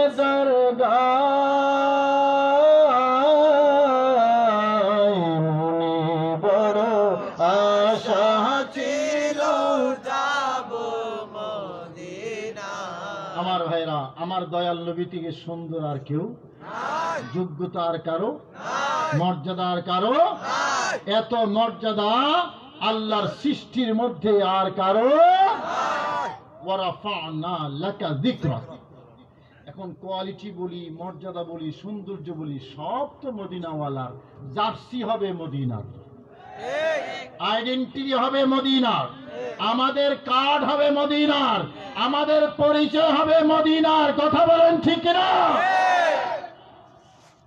কিন্তু টিভি দেখার সময় তো আমরা হিন্দি দেখি দেখি না কথা বলেন ওই সেলুনের মধ্যে গেলে দেখবেন সালমান খানের ছবিও আছে আমির খানের ছবিও আছে তারপরে আরো কি কি জানি আছে স্টাইল স্টাইল কিছু হিন্দি কিছু আবার আমেরিকান কিছু ওয়েস্টার্ন এই সংস্কৃতি নামে কুসংস্কৃতি এবং অপসংস্কৃতি আমাদের সন্তানদেরকে বরবাদ করে দিচ্ছে ওই যে জি সিনেমা টিনেমা আছে না কিছু কথা বলেন না ইদানিং ঢাকা শহরে এমন অনেক কাজের বুয়া আছে আপনি যখন কাজের বুয়া রাখতে যাবেন বলবেন খালা আমাকে কিন্তু নাটক দেখতে দিতে হবে একটা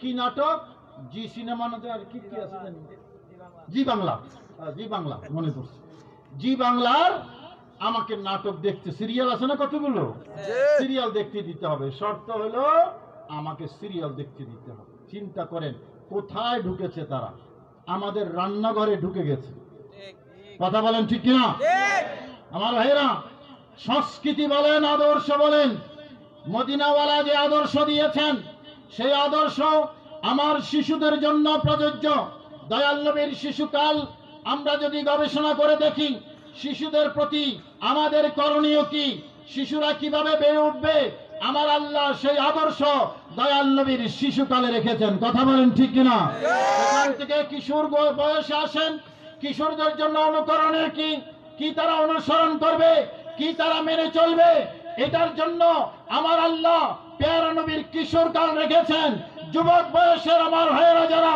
তারা কিভাবে চলবে কোথায় যাবে কিভাবে কথা বলবে তার নমুনা তার আদর্শ আমার আল্লাহ দয়াল নবীর যৌবন বয়সে রেখেছেন আমার বৃদ্ধ বাবারা যারা আছেন দয়াল নবীর বৃদ্ধ জীবনে সে আদর্শ আছে আমার মা বোন যারা ঘরে বসে আমার বয়ান শুনছেন উম্মাহাতুল মুমিনিনকে দেখুন আম্মা জান আয়েশা সিদ্দিকাকে দেখুন তিনি আপনাদের আদর্শ হযরতে মা খাদিজাকে দেখুন তিনি আপনাদের আদর্শ ফাতেমাতুজ জাহরা রাদিয়াল্লাহু তাআলা আনহাকে দেখুন তিনি আপনাদের আদর্শ সেই আদর্শ মেনে চলুন নবী পরিবারের সব আদর্শ আছে সেই আদর্শ মেনে চলুন আপনি নির্যাতিত হবেন না ইফতিজিং এর শিকার হবেন না দর্শিত হবেন না দুনিয়ায়ও সম্মানিত হবেন কিয়ামতের ময়দানেও সম্মানিত হবেন কথা বলেন ঠিক কি না আমার ভাইরা, দয়াল নবীর সেই আদর্শ থেকে আমরা দূরে সরে গেছি। আমার বাংলাদেশ ইসলামী ছাত্র সেনার বন্ধুরা, আহলে সুন্নাত ওয়াল জামাতের কর্মী ভাইরা, আমাদেরকে সেই আদর্শ যেতে হবে যে আদর্শের ব্যাপারে আমার আল্লাহ বলেছেন, লাকাদ কানা লাকুম ফি রাসূলিল্লাহি উসওয়াতুন হাসানা। মডেল আমার প্যারা নবী, আদর্শ আমার প্যারা নবী। আমার ভাইরা, এই যে সুন্দর চেহারা, আমাদের এখানে সুন্নত আছে না? কথা বলেন। এই যে আমাদের জামা, এখানে সুন্নত আছে না? এই যে আমরা নখ কাটি, এখানে সুন্নত আছে না? পৃথিবীর এমন কোন ধর্ম আছে আমাকে বলেন? এমন আছে না একটা এরকম চুটের মতো হয়ে যাবে? তাইলে নখ কিন্তু পৃথিবীর সব ধর্ম মতের আদর্শের মানুষে কাটে, কোন সিরিয়াল ছাড়া। কোন ধর্ম আমার জানা মতে নখ কাটার সিরিয়াল, এই তরিকা, এই সিস্টেম দেয় নাই, দিয়েছে একমাত্র ইসলাম, আমার দয়াল নবী। জোরে বলুন না সুবহানাল্লাহ। জুতা তো সবাই পরে সবাই খোলে, জুতা সবাই পরে সবাই খোলে, বাস আপনি ডান পা খুলেন আর বাম পা খুলেন, জুতা খোলা হয়ে গেছে। ডান পা আগে ঢুকান আর বাম পা ঢুকান, জুতা পরা হয়ে যাবে। জুতা আমরাও পরি, তারাও পরে, সবাই পরে, আমরাও খুলি, তারাও খোলে, সবাই খোলে। কিন্তু ইসলাম ধর্ম জুতা পরার যেমন সিস্টেম দিয়েছে, জুতা খোলারও সুন্নত দিয়েছে। কথা বলেন ঠিক কিনা? খাবার সবাই খায় আমার ভাইয়েরা, এই খাবার, এই যে পানি, চা খাইতেছি আমরা, সবাই চা খায়। পৃথিবীর কোন দেশের মানুষ কফি খায় না বলে? কেউ ডান হাতে খায়, কেউ বাম হাতে খায়, খায় কিনা? কথা বলেন, খায় কিনা? বাস, কোন সিস্টেমের বালাই নাই। কিন্তু আমার দয়াল নবী ইসলাম এমন এক সিস্টেম বলেছে, সবাই তো খায়, সবার খাবার তোমার খাওয়া বেশ কম আছে। তুমি যখন খাবে ডান হাতে খাও, কারণ ইমানদার খায় ডান হাতে। বাম হাতে খায় ওরা, কারণ শয়তান খায় বাম হাতে। জার্সি তো এগুলো দরকার আমাদের, কথা কয় না? এই জার্সি দরকার আছে না নাই? এটাই দরকার আমাদের। আমার ভাইয়েরা, রাস্তা দিয়ে হেঁটে যাচ্ছি, কোন দিকে হাঁটবো, কি আমার করণীয়? একজন মুরব্বী যাচ্ছে, তাকে সালাম দেব, দেই কি দেই না? চট্টগ্রামে এখন অনেক প্রচলন আছে, বাংলাদেশের অনেক জায়গায় এই সালাম কালাম উঠে যাচ্ছে। কদমবসিতে বঙ্গোপসাগরে পাঠিয়ে দিয়েছে হুজুররা, বঙ্গোপসাগরে পাঠিয়ে দিয়েছে কদমবসি, বেদাত বলে বলে। কথা কন ঠিক কিনা? সুন্নতকে বানাচ্ছে বেদাত। ওই যে ধর্ম ব্যবসায়ী বললাম, তারা নবীর শানে কটূক্তি করে। আরে তারা তো ঐতিহ্যগতভাবে পেয়েছে, তাদের মুরব্বী আশরাফ আলী থানভীও নবীর শানে বেয়াদবি করে গেছে, রশিদ আহমদ গঙ্গুইও নবীর শানে বেয়াদবি করে গেছে, খলিল আহমদ আম্বুটুবিও আমার দয়াল নবীর শানে বেয়াদবি করে গেছে, মির্জা গোলাম আহমদ কাদিয়ানী আমার দয়াল নবীর শানে বেয়াদবি করে গেছে। কথা বলেন ঠিক কিনা? তারা তো ঐতিহ্যগতভাবে পেয়েছে। তারও আগে যদি যান, জুলখুয়াইসরা দয়াল নবী গনিমতের মাল বন্টন করছিলেন, কি নসিহত করলো, হুজুর আপনি ইনসাফ করেন, আমি দেখতে পাচ্ছি আপনি ইনসাফ করছেন না। আর একটু ডর করে হন না, নবীকে নসিহত করছে, হুজুর আপনি ইনসাফ করেন, আমি দেখতে পাচ্ছি আপনি ইনসাফ করতেছেন না। হাই রে, বলি কি?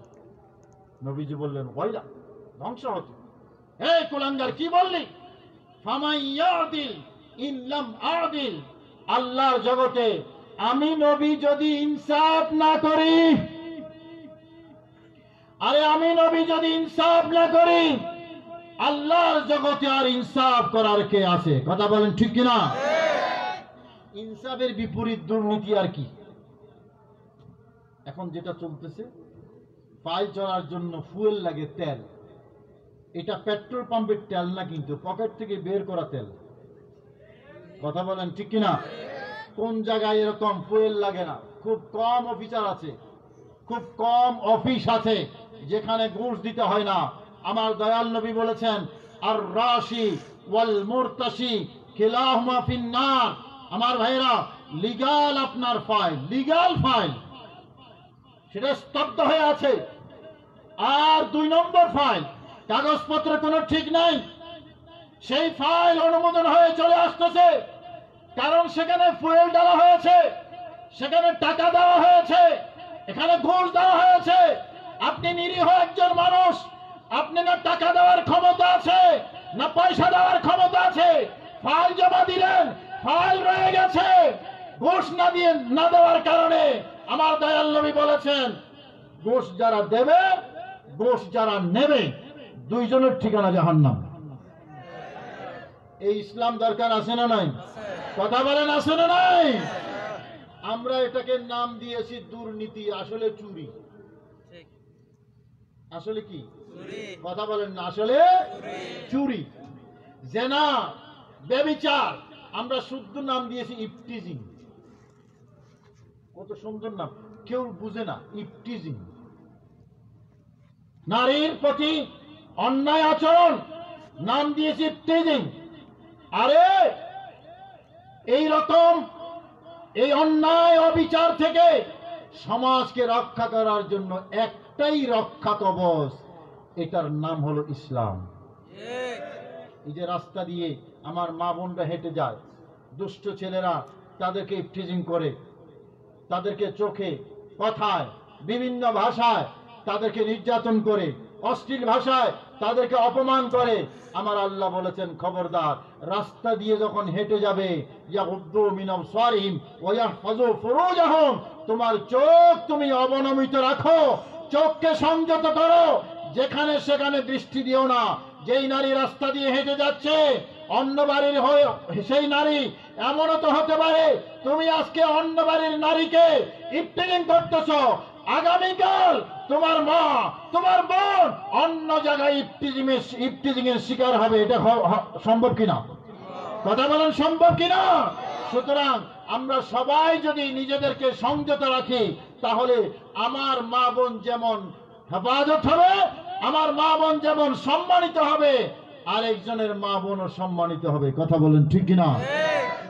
কিন্তু আমরা করলাম কি, নারী নির্যাতন প্রতিরোধ আইন করলাম, এবং আমাদের দেশে কিছু বুদ্ধিজীবী আছে, নারীবাদী বুদ্ধিজীবী, তারা বিপরীত দিকে নারী স্বাধীনতার কথা বলে। নারী স্বাধীনতা মানি 35-65, কথা নাও বুঝুন। নারী স্বাধীনতা মানে কি তাদের দৃষ্টিতে?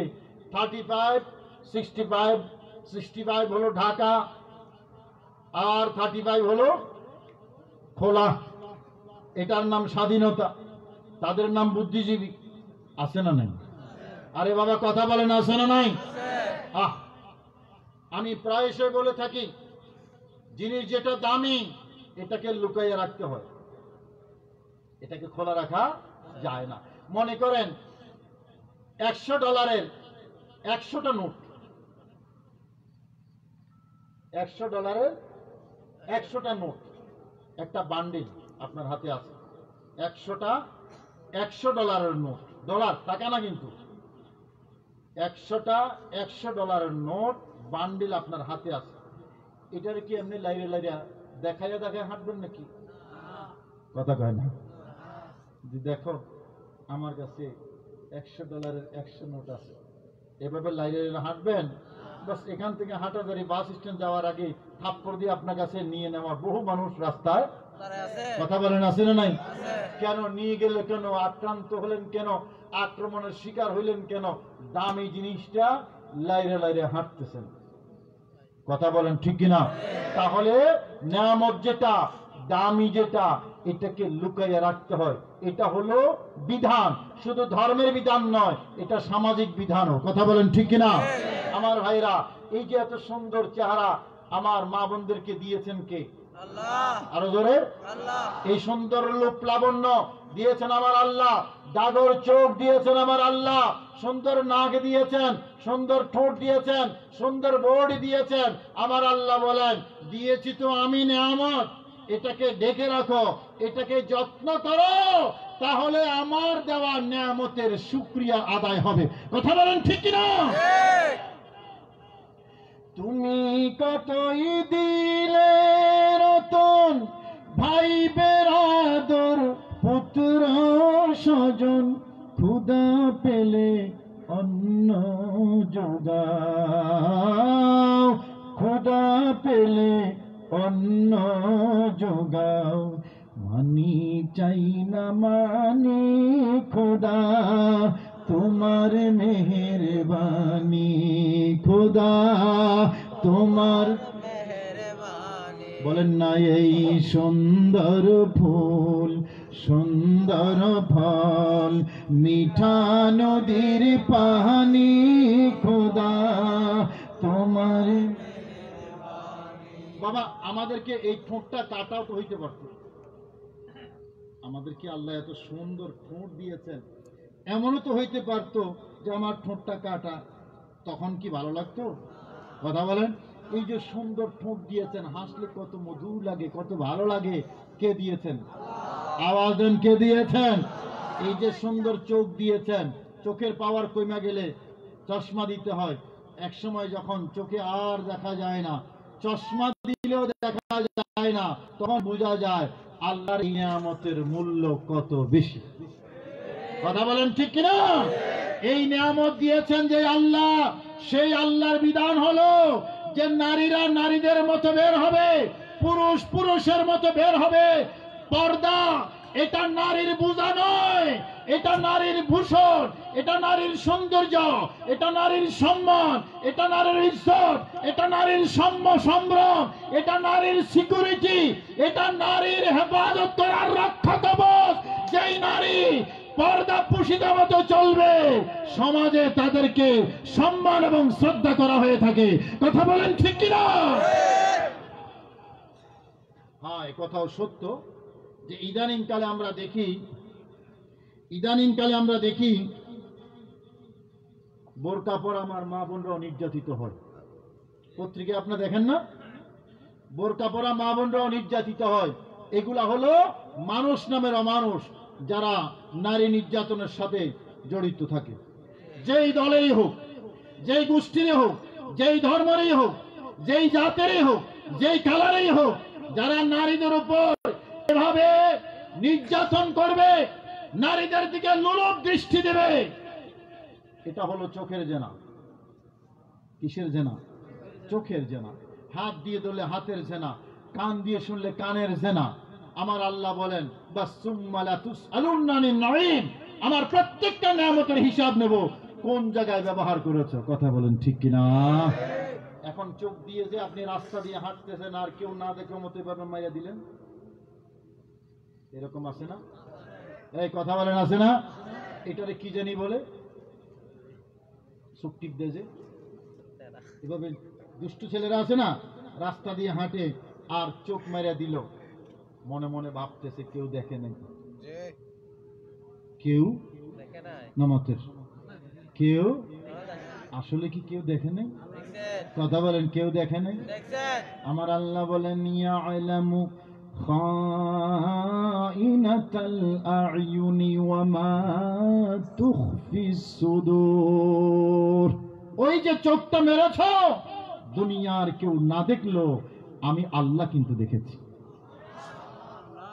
আমি আল্লাহ কিন্তু দেখেছি। এই আল্লাহ দেখে কি দেখে না? আওয়াজ দেন, দেখে কি দেখে না? শুধু বাহিরে দেখে না, ভিতরেও দেখে। দেখে, লুকানোর কোনো সুযোগ নাই।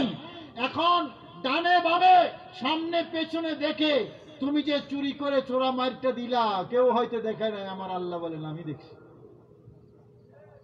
আমি দেখেছি, হিসাব আমি নেব। বাবা সিসিটিভি ক্যামেরা আছে না? চোর ডাকাত যখন থেকে সিসিটিভি ক্যামেরা আছে, চুরি করতে কিন্তু হুঁশিয়ারে চুরি করে। গত কয়েকদিন আগে ঢাকা এয়ারপোর্টে একটা মোবাইল হারিয়ে গেছে, দুজনে প্রবাসী। এখন শখের মোবাইল, দামি মোবাইল আনছে, মোবাইল হারিয়ে গেছে, মনটা খুব খারাপ, রিপোর্ট করে চলে গেছে বাড়িতে। এখন পুলিশের, ওই এয়ারপোর্টের যে পুলিশ আছে, সিসিটিভি ক্যামেরা দেখতেছে একজন কি জানি প্যাকেট একটা ওই দিক থেকে নিল আর এদিকে ঢুকাইলো, ওই দিক থেকে নিল, খুব তড়ি করে ঢুকাইলো, এরপরে চলে গেল। এখন চলে তো গেছে, বেটা কোথায় গেছে? বাইরে তো গাড়ি আছে, কোথায় গেছে আর কোনো পাত্তা নাই।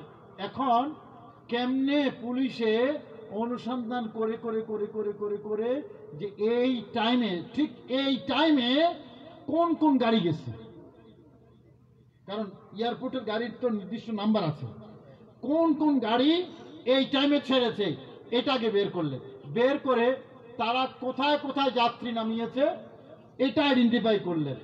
এইভাবে যাইতে যাইতে যাইতে যাইতে পাওয়া গেছে ওই ভদ্র চোর, মোবাইল চোর কোন বাড়ি থেকে উঠেছে এটা পাওয়া গেছে। কিন্তু পাইলে কি হবে, ওই বাড়ি থেকে সে অন্য জায়গায় চলে গেছে, ওই বাড়িতে তালা মারা। এখন আশেপাশে অনুসন্ধান শুরু করেছে, প্রতিবেশী যারা ছিল এদেরকে জিজ্ঞাসাবাদ করে এই বাড়িতে কারা থাকে এটা অনুসন্ধান করেছে। অনুসন্ধান করে ওখানে গেছে, ওখানে গিয়ে তাদেরকে জিজ্ঞেস করেছে আপনাদের বাড়িতে অমুক দিন প্রবাসী একজন ভদ্রলোক ঢুকেছিল, উনি কোথায়? বললেন অমুক জায়গায়। ওই ভদ্র চোরকে গিয়ে ওখানে গিয়ে ধরছে। সিসিটিভি ক্যামেরা, কথা বুঝেন তো? তাহলে সিসিটিভি ক্যামেরা দিয়ে যদি চোর ধরে, আমার আল্লাহ বলেন আমার কুদরতি চোখের পাওয়ার আরো অনেক অনেক অনেক অনেক গুণ বেশি বেশি বেশি। কথা ঠিক কিনা?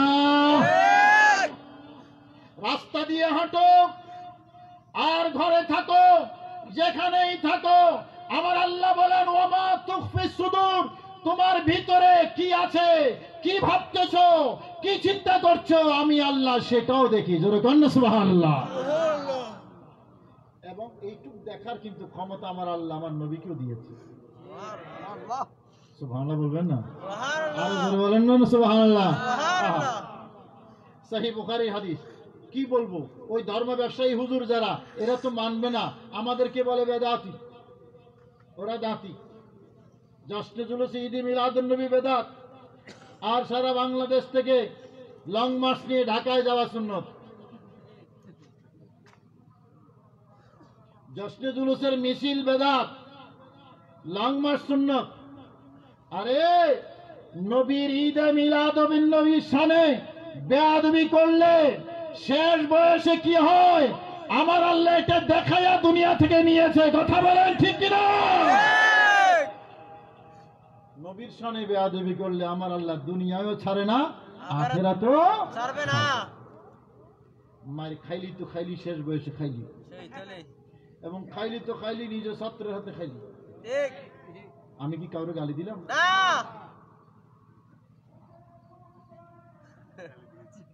খাইলি তো খাইলি মাদার খানা শেষ বয়সে। কারণ নবীর শানে বেয়াদবি করলে আমার আল্লাহ খুশি না বেজার? বেজার, বেজার, ভীষণ বেজার।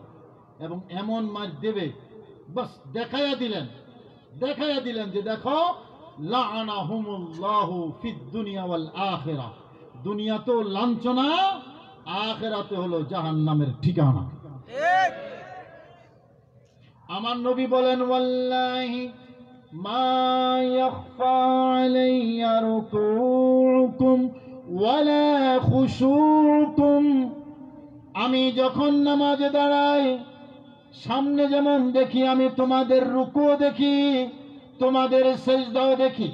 ও আমার সাহাবায়ে কেরাম, শুধু তাই নয়, তোমাদের কলবের ভিতরে যে খুশু খুজু আছে, নম্রতা আছে, আল্লাহর প্রতি ডেডিকেশন আছে, আমি নবী সেটাও দেখি। জোরে বলো না সুবহানাল্লাহ। সুবহানাল্লাহ। দেখার ক্ষমতা দিয়েছেন কে? আল্লাহ। আওয়াজ দেন, কে দিয়েছেন? আল্লাহ। আরে সেই নবীকে আমাদের মতো বলো, লজ্জা থাকার কথা। যেই নবী আমাদের ভেতরে যে বাইরে যেমন দেখেন, আমাদের ভেতরেও দেখেন। ঠিক। যাচ্ছেন তো হেঁটে কবরের পাশ দিয়ে, দুটা নতুন কবর। সাহাবায়ে কেরামকে বললেন, এই ইন্নাহুমা লা ইউআযাবান, এই দুটা কবরে যে বাসিন্দা মুর্দা, এই দুই কবরের মুর্দার উপরে আযাব হচ্ছে। নবী কোথায়, উপরে না নিচে? আর মুর্দা কোথায়? মাটি আছে না? কথা বলেন আছে না? তাহলে আমার দয়াল নবী মাটির উপর থেকে মাটির নিচে কি হচ্ছে দেখে কি দেখে না? জোরে বলেন, দেখে কি দেখে না? তো উপরে থেকে যদি মাটির ভিতরে দেখতে পায়, বাহির থেকে আমাদের ভিতরে দেখার ক্ষমতা আছে না নাই? আওয়াজের ক্ষমতা আছে না নাই? ইন্নাহুমা লা ইউআযাবান ওয়া মা ইউআযাবান ফি কাবীর, বললেন শুধু আযাব হচ্ছে এটা দেখি না, কি কারণে আযাব হচ্ছে সেটাও আমি জানি। কি কারণে আযাব হচ্ছে সেটাও আমি জানি। হুজুর কি কারণে আযাব হচ্ছে? কই একজন পেশাব করে ভালো করে পরিষ্কার পরিচ্ছন্ন হইতো না, এইরকম তড়িগড়ি হুলুস্থুল মার্কা মানুষ আছে না? আছে। কথা কয় না, বিশেষ করে যুবক বয়সে এরকম হুলুস্থুল হয়। আমার যুবক ভাইরা একটু মনোযোগ দিয়ে শুনো, রাগ করো না, কিন্তু রাগ করো না। আচ্ছা, আমরা ভাত খাওয়ার পরে সাবান দিয়ে হাত ধুই যাতে আর খাবারের গন্ধ না থাকে, দুই কিনা? ওই যে আপনার লিকুইড লাইফ বয় হ্যান্ড ওয়াশ দিয়ে হাতটা ধুই ভালো করে, কারণ কেউ যদি আমার হাত ধরে বা আমার পাশে আসে, যদি গোস্তের গন্ধ বের হয়, যদি মাছের গন্ধ বের হয়, তাহলে একটু অসুন্দর হবে না? সে কারণে এটাকে ভালো করে সুন্দর করে ডোলে ডোলে ডোলে ডোলে আমরা হাতটা পরিষ্কার করি। অথচ এই গন্ধটা এত বেশি খারাপ না। খাইলাম যেটা, এটারই তো গন্ধ। ঠিক। কথা বলেন ঠিক কিনা? ঠিক। খাইলাম তো গোস্ত, তো গন্ধ থাকলে গোস্তের গন্ধই থাকবে। খাইলাম তো মাছ, খেলে থাকলে মাছের গন্ধই থাকবে, এর চেয়ে বেশি কিছু তো না। তো যেটা অত খারাপ না, এটারে ধুইয়া পরিষ্কার কইরা যতক্ষণ না গন্ধ গেছে ততক্ষণ পর্যন্ত এটারে ধুইতেছি, পরিষ্কার করতেছি। আর আমি যখন বাথরুমে যাই, ছোটটা করি আর বড়টা করি, যেটাই করি, এটা কি অত ভালো? কথা কয় না, এটা কি অত ভালো? তো এটা যদি এত পরিষ্কার করি, ওইটাকে পরিষ্কার করার দরকার আছে না? পেছন থেকে কয় না কেন? আছে। ওটাকে পরিষ্কার করার দরকার আছে না? আছে। আমার দয়াল নবী অর্ডার দিয়েছেন, ইস্তানজাহু আনিল বাউল। যখন পেশাব করবে ভালো করে পরিচ্ছন্নতা অর্জন করো। কারণ কি জানো? ফাইন্না আম্মাতা আযাবাল কবরে মিনহু, কারণ কবরের যত আযাব আসে তার অধিকাংশ মেজরিটি হয়ে থাকে ওই কারণে। কারণটা কি? পেশাব করে ভালো করে পরিষ্কার পরিচ্ছন্নতা অর্জন করে না, সে কারণে। আমার ভাইয়েরা, এটা বাস্তব, মনে রাখবেন। কারো আধা মিনিটে পরিষ্কার পরিচ্ছন্ন হয়, কারো 1 মিনিট লাগে, কারো 2 মিনিট লাগে, কারো 5 মিনিট লাগে। 1 মিনিট লাগুক আর 5 মিনিট লাগুক, পরিষ্কার করা দরকার আছে না নাই? আছে। আওয়াজ দেন, আছে না নাই? আছে। যদি না করি তাহলে কি হবে? আমি ওখান থেকে বের হলাম, পেশাবটা আমার জামায় লাগলো, অজু করলাম, হয়তো নিজের হাত পা মুখ এবং মাথা মুছে করলাম এবং ধুইলাম, কিন্তু কাপড় যে পেশাব লেগেছে এটা তো ধুই নেই। তাহলে কি আমি নামাজ পড়লে নামাজ হবে? কথা বলে নামাজ হবে?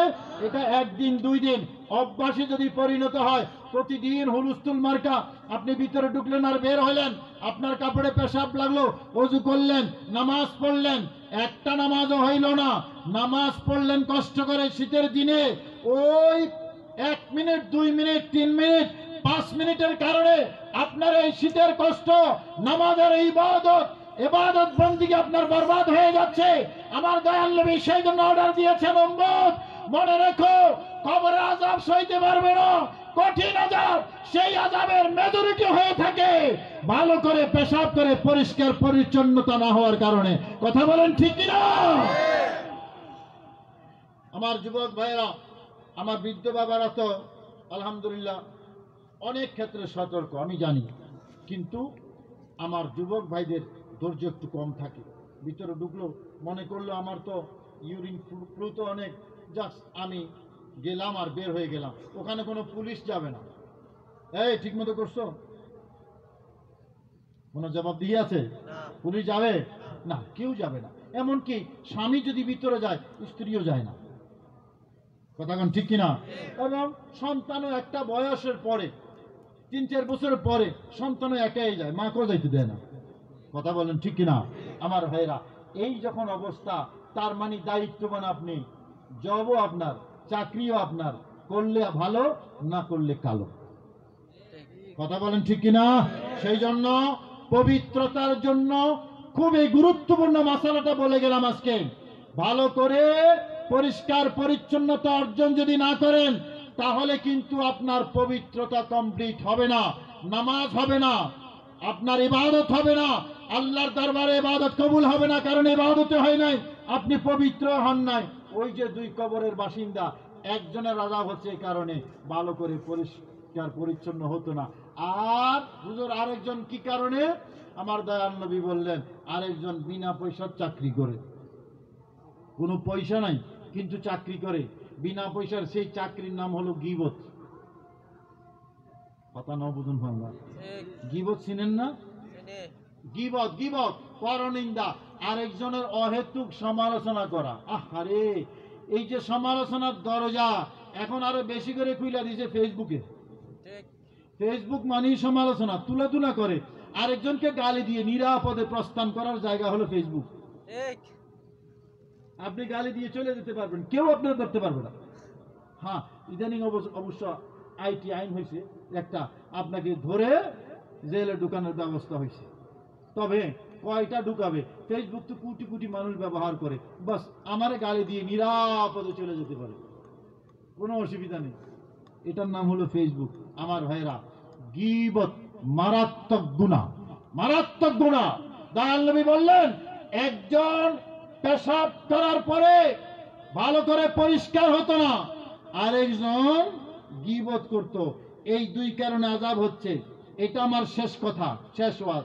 আমাকে বলেন, যেখানে স্বামী ঢুকলে স্ত্রী ঢুকে না, স্ত্রী ঢুকলে স্বামী যায় না, সন্তান ঢুকলে মা এবং বাবা যায় না, একাই রাজা, একাই প্রজা, নিজেই সব করে, নিজেই পরিষ্কার পরিচ্ছন্নতা অর্জন করে, কোনো সাক্ষী নাই, কোনো উইটনেস নাই। কথা বলেন ঠিক কিনা? এইরকম একটা গোপন জায়গা,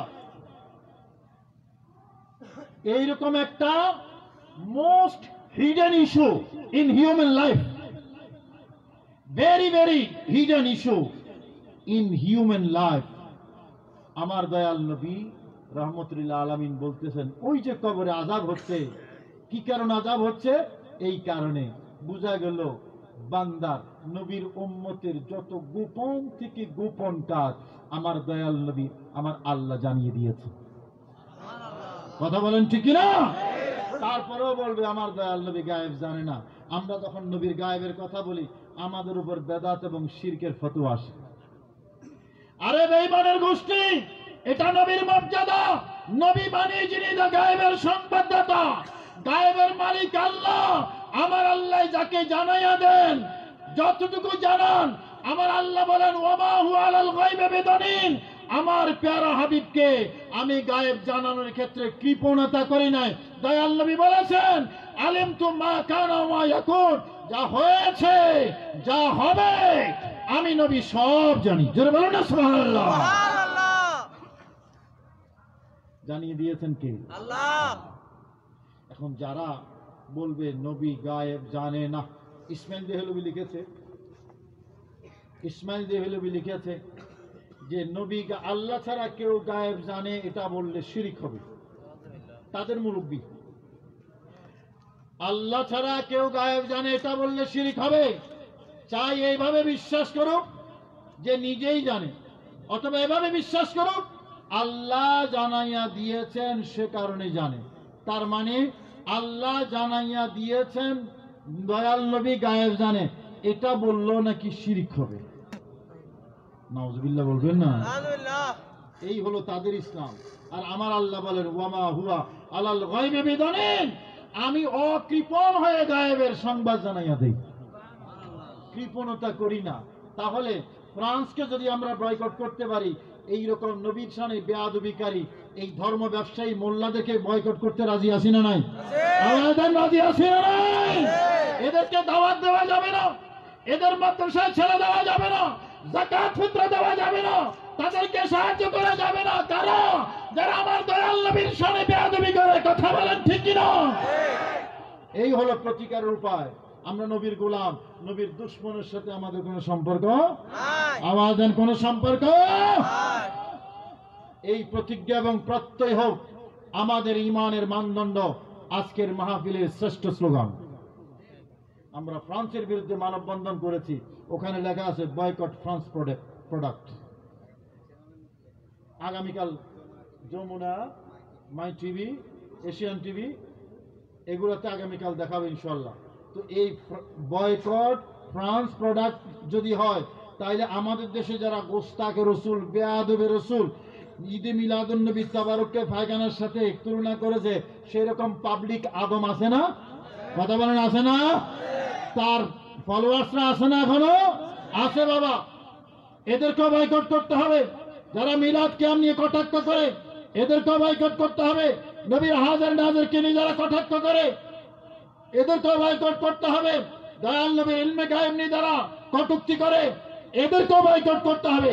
এদের মাদ্রাসা বয়কট করতে হবে, এদের দাওয়াত বয়কট করতে হবে, এদের শিক্ষা বয়কট করতে হবে, এদের প্রোগ্রাম বয়কট করতে হবে। কথা বলেন ঠিক কিনা? আমরা বড় কঠিন সময় কাটাচ্ছি এখন, কঠিন সময়। মধু কইয়া কইয়া বিষ খাওয়ায়, বলে তো মধু, আসলে ভিতরে কি বিষ। এই যে ওয়াহাবিজম, খেয়াল করেন, সুন্নি ওলামায়ে কেরাম সেই 100 বছর আগে থেকে, শুধু বাংলাদেশের সুন্নি না, আল্লামা গাজী শেরে বাংলা রহমতুল্লাহ আলাইহি আজীবন সংগ্রাম করেছেন সেই ওয়াহাবিদের বিরুদ্ধে। মোহাম্মদ বিন আব্দুল ওয়াহাব নজদি যখন ওয়াহাবিজম প্রতিষ্ঠা করেছে, সৌদি আরবের রাষ্ট্রীয় পৃষ্ঠপোষকতায় ওয়াহাবিজম প্রচার এবং প্রতিষ্ঠান আন্দোলন শুরু হয়েছে। সেই থেকে সর্বপ্রথম মোহাম্মদ বিন আব্দুল ওয়াহাব নজদির ভাই সুলাইমান বিন আব্দুল ওয়াহাব, তিনি সর্বপ্রথম প্রতিবাদ করেছেন ওয়াহাবিজমের বিরুদ্ধে। এই শুরু ওয়াহাবিজমের বিরুদ্ধে বলা, কিন্তু সেই সৌদি গোষ্ঠী এবং তাদের মদত পুষ্ট মোল্লারা বলতে শুরু করলো, না এটাই অরিজিনাল ইসলাম, এটাই আসল ইসলাম, এটাই খাঁটি ইসলাম। কিন্তু কিছুদিন আগে সৌদি আরবের প্রিন্স হাটে হাড়ি ভেঙে দিল, সে সাক্ষাৎকার দিল যে ওয়াহাবিবাদ বা ওয়াহাবিজম এটা পশ্চিমাদের অনুরোধে, তাদের অর্থায়নে সারা পৃথিবীতে প্রচার করা হইয়াছিল। পশ্চিমা বুঝুন তো, ইহুদি এবং খ্রিস্টান। তাহলে ওয়াহাবিজমের মদতদাতা ইহুদি খ্রিস্টান, ওয়াহাবিজমের জন্মদাতা ইহুদি খ্রিস্টান, ওয়াহাবিজমের প্রচারকারী ইহুদি খ্রিস্টান, ওয়াহাবিজমের প্রতিষ্ঠাতা ইহুদি খ্রিস্টান। তো যেই ইজম ইহুদি এবং খ্রিস্টানরা প্রতিষ্ঠা করেছে, প্রচার করেছে রাষ্ট্রীয় পৃষ্ঠপোষকতায় সারা পৃথিবীতে, এটাকে ইসলাম বলে গিলানো হয়েছে।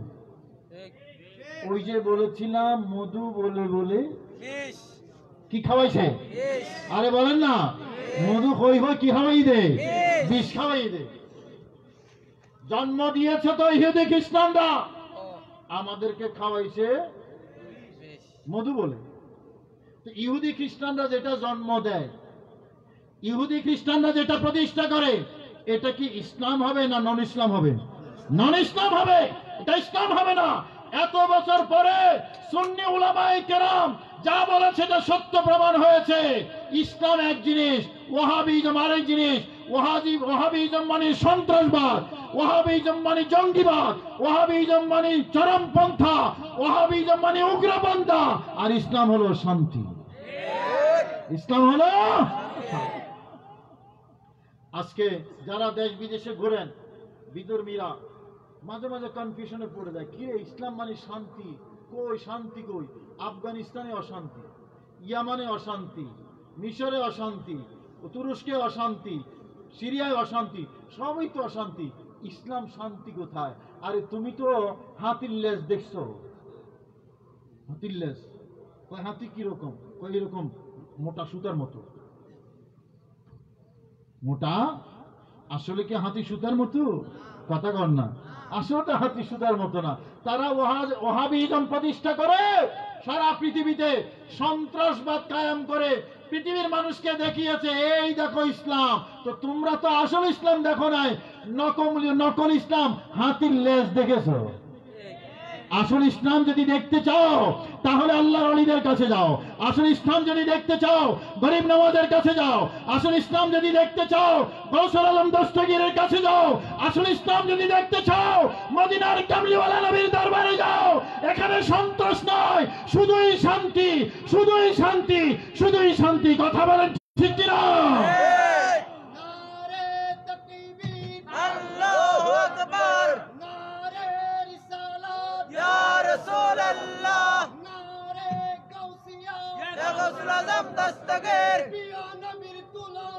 কারো সাথে হবে না, কারো সাথে চলবে না, প্রিয় নবীর তুলনা। আহলে সুন্নাত ওয়াল জামাত জিন্দাবাদ, জিন্দাবাদ। মাশাআল্লাহ। তো আমার ভাইরা, আমার বক্তব্য এখানে শেষ। আহলে সুন্নাত ওয়াল জামাত হক, ওয়াহাবিজম বাতিল। কথা বলেন ঠিক কিনা? ওয়াহাবিজম বাতিল। সারা পৃথিবীতে সন্ত্রাসবাদ কায়েম করেছে তারা, সারা পৃথিবীতে ইসলামকে কলঙ্কিত করেছে তারা, এবং তারা অরিজিনালি বেয়াদব। রাসূলের সামনে বেয়াদবি করে যারা, ওয়াহাবি হলো তারা। যারা রাসূলের সামনে বেয়াদবি করে, আমরা শুধু ফ্রান্সকে না, নবীর সামনে যারা বেয়াদবি করবে সকল বেয়াদবকে বয়কটের ঘোষণা। সকল বেয়াদব, সকল বেয়াদব নবীর সামনে যারাই বেয়াদবি করবে আমরা সকলকে বয়কট করব ইনশাআল্লাহ।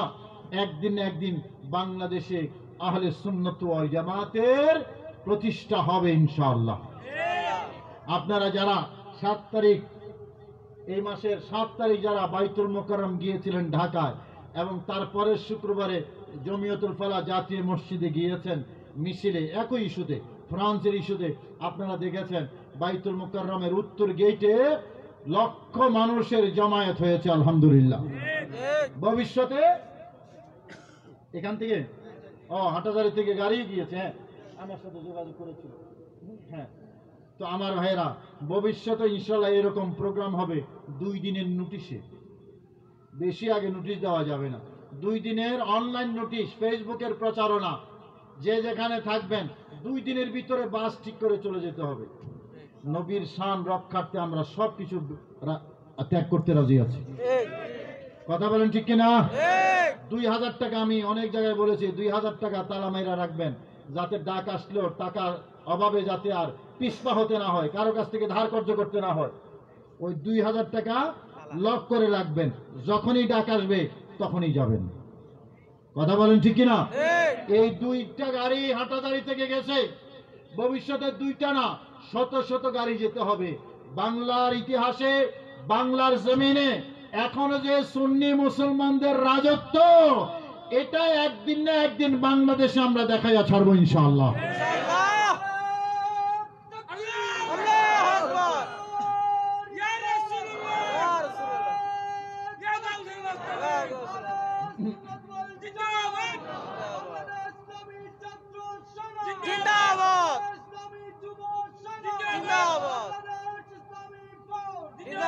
যাই হোক, আমি আহ্বান জানিয়ে, আপনারা যারা দীর্ঘক্ষণ ধরে এই সুন্দর আয়োজনে বসে আমাদের এই মাহফিল উপভোগ করেছেন, সবার প্রতি কৃতজ্ঞতা। এবং আমাদের আজকের সম্মানিত সভাপতি মহোদয়, সেই দীর্ঘক্ষণ ধরে অসুস্থ শরীর নিয়ে বসে এই মাহফিলে আছেন, ওনার প্রতি কৃতজ্ঞতা জানিয়ে, যারা আয়োজন ইন্তজাম করেছেন তাদেরকে ধন্যবাদ জানিয়ে আমি আমার বক্তব্য এখানে শেষ করছি। পাশাপাশি ক্ষমা চেয়ে নিচ্ছি, আমাকে ঢাকায় ফিরে যেতে হবে, সেজন্য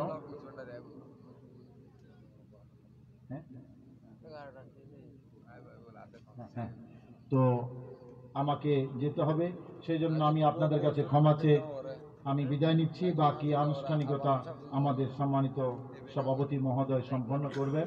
আর আরেকটা কথা বলে রাখি, এই যে আমার যুবক ভাইরা যারা এই আয়োজন ইন্তজাম করেছেন, দেখেন একটা উপজেলা শহরে অনেক বড় সাহসিকতার ব্যাপার। আমি যতদূর শুনেছি, তারা অনেকেই আমার সাথে যোগাযোগ করে যে করোনাকালীন সময়ে তারা যে সেবা জাতিকে দিয়েছে, বিশেষ করে অক্সিজেন সেবাটা আজকেও দিয়েছে, এটা একটা বিশাল খেদমত বাবা, মনে রাখবেন। হ্যাঁ মাশাআল্লাহ। তো মনে রাখবেন এই যে, ও আচ্ছা, ভালো আছেন, ভালো আছেন।